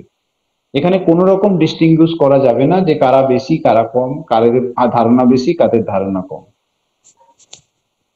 ঠিক এর পরেরটাই যখন আমরা অর্ডিনালে যাব, সেখানে কিন্তু আবার এই জিনিসটা চলে আসবে। মনে করুন আপনারা যে একটা ব্যাচ আছেন, মনে করুন এখানে এরকম থাকতেই পারেন যারা অলরেডি হয়তো এমএ ইন এডুকেশন করেছেন, এমএড করছেন, আবার পিএইচডি করছেন, আবার গ্র্যাজুয়েশন করে বিএড করেছেন, এরকমও অনেকে আছেন। তো আমি যদি বলে দিই যে আপনাদের মধ্যে যতজন স্টুডেন্ট ক্লাস করছে এর মধ্যে ইউজি একটা গ্রুপ, পিজি একটা গ্রুপ, আর পিএইচডি পার্সুইং একটা গ্রুপ, তাহলে তিনটেই কিন্তু নমিনাল ইনফরমেশন। ইউজি তার একটা গ্রুপ বোঝাচ্ছে, পিজি তার একটা গ্রুপ বোঝাচ্ছে, আর পিএইচডি পার্সুইং তার একটা গ্রুপ বোঝাচ্ছে। কিন্তু দেখুন এই নমিনালটার মধ্যে কিন্তু আপনি কোয়ালিটির দিক থেকে এগিয়ে রাখতে পারবেন কাউকে না কাউকে। মানে আপনি এটা বলতে পারবেন যে ইউজি যারা জাস্ট ইউজি কোয়ালিফাই করে যারা এসছে, তারা পিজি লেভেলের স্টুডেন্টদের থেকে কম knowledgeable according to the education system. আবার পিএইচডি যারা পার্সুইং তারা কিন্তু পিজি লেভেলের থেকে মোর নলেজেবল। তার মানে যেখানে অর্ডার থাকছে নমিনালের সঙ্গে সঙ্গে, সেটাকে আমরা অর্ডিনাল বলছি। এবার আপনি বলবেন যে আমি স্যার বুঝতে পারলাম না, আপনি সহজ উদাহরণ দিন। কোনো সমস্যা নেই। আমি ধরুন একটা এখন একটা আপনাদেরকে কোশ্চিন করছি, আমার ক্লাস আপনাদের কেমন লেগেছে? প্রথমে অপশন দিলাম ইয়েস, ভালো, খারাপ। আপনারা টিক মারলেন, কেউ ভালোতে মারলেন, কেউ খারাপে মারলেন, কেউ ভালোতে মারলেন। এটা ছিল শুধুমাত্র নমিনাল। এবার আমি এই কোশ্চিনটাকে ঘুরিয়ে দিলাম, আমার ক্লাস কেমন লেগেছে, অপশন দিলাম ভালো, খুব ভালো, মোটামুটি। এবার আপনারা টিক মারলেন, তখন কিন্তু আমি বুঝতে পারবো যে কাদের কতটা ভালো লেগেছে, কাদের কতটা খারাপ লেগেছে। তাহলে এই যে মেজারমেন্টটা হলো, এটা হচ্ছে অর্ডিনাল মেজারমেন্ট। আর নমিনাল হলো যখন আমি অপশন দিচ্ছি শুধুমাত্র ভালো খারাপ, আবার আমি যখন অপশন দিচ্ছি ভালো, খুব ভালো, মোটামুটি, তখন কিন্তু এটা অর্ডিনাল হয়ে যাচ্ছে। বোঝা গেছে না যায়নি? স্যার ক্লিয়ার এটা। কোনো সমস্যা আছে? এবার প্রশ্ন উঠে আসছে যে একজন আপনাদের মধ্যে কেউ একজন বললেন যে স্যার কোন ধরনের স্ট্যাটিস্টিক্যাল টেকনিক যখন ব্যবহার করব, কোন ধরনের মেজারমেন্ট লাগবে, এর জন্য এগুলোকে আমাদের ডিটেলসে পড়তে হবে। যে কোরিলেশন র্যাঙ্ক বের করার জন্য আমাকে এটা বের করতে হবে, ওটা বের করতে হবে, এগুলো পরের বিষয়। ঠিক আছে, মানে আমি কি বোঝাতে পারছি? আমরা এখন জাস্ট জানছি যে বিষয়টা কি।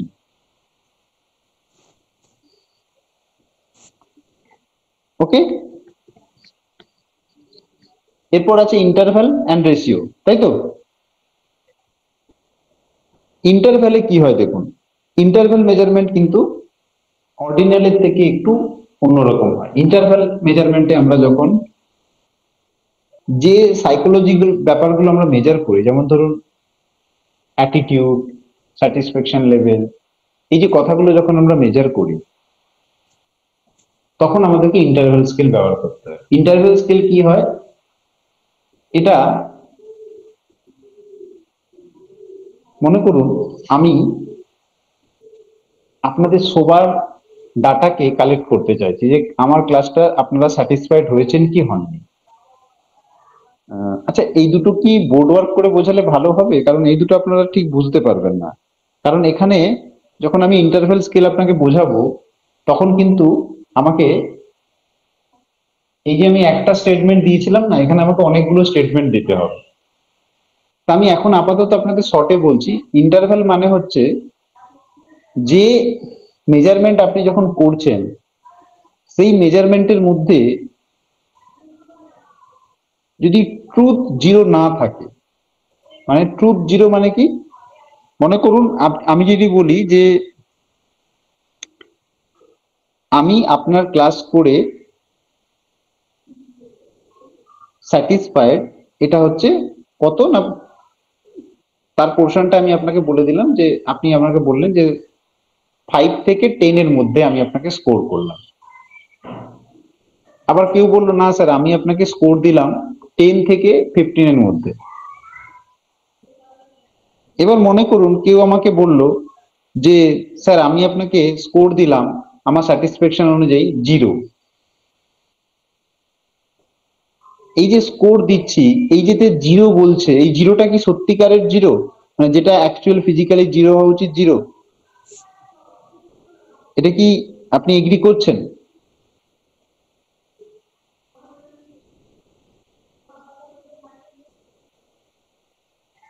যে কোনো সাইকোলজিক্যাল ভেরিয়েবল কি কোনোভাবে 0 হতে পারে? আমি যদি বলি আপনার ফিলিংস 0, আপনার ইমোশন 0, এটা কি বলা ঠিক?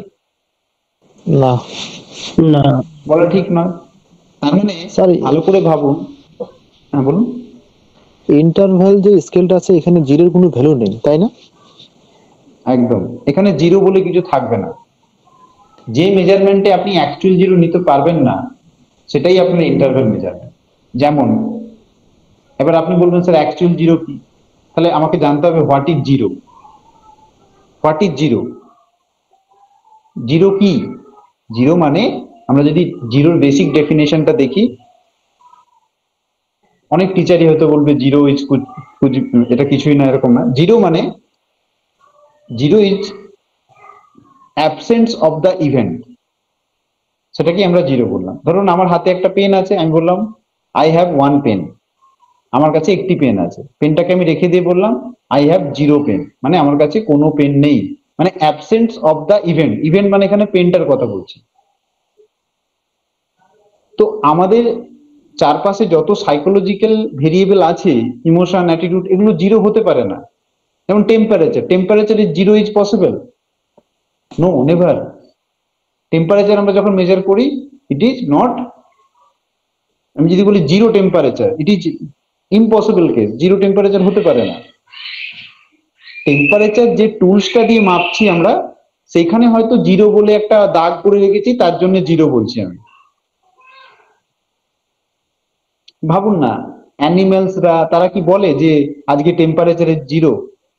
তারা হাই অর লো এইটুকুই বোঝে, তাদের কাছে কিন্তু দুটোই প্যারামিটার, হাই অর লো। আমরা ডিফাইন করেছি টেম্পারেচার ইজ জিরো। তার মানে অ্যাকচুয়াল জিরো যেখানে থাকবে না, সেটা কিন্তু ইন্টারভ্যাল হবে, আর অ্যাকচুয়াল জিরো যেখানে থাকবে সেটাই রেশিও হয়ে যাবে। যেমন আপনি বলবেন I have no money, that means no money, আপনার কাছে কোনো টাকা নেই।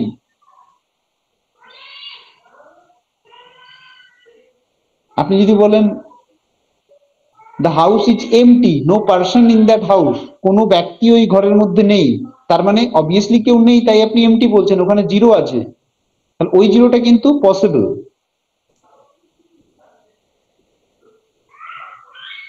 আমার কাছে জিরো পেন আছে, এটা পসিবল। কিন্তু আপনি এটা কোনোদিনই বলতে পারেন না যে কোনো স্টুডেন্ট আপনার পরীক্ষাতে জিরো পেয়েছে মানে the student have no knowledge about that subject, এটা কি কোনোদিন বলা সম্ভব? পসিবল না। তাহলে আমরা যাকে জিরো পেলে যাকে বলি যে ও ম্যাথ সম্বন্ধে কোনো ধারণা নেই, এটা বলাটা ভুল। আপনি যে পেপারটা নিচ্ছেন সেই পেপারটাতে ও জিরো পেয়েছে, মানে আপনি যে টুলসটা দিয়ে ওকে মেজার করছেন সেই টুলসটা রেসপেক্ট ও জিরো পেয়েছে।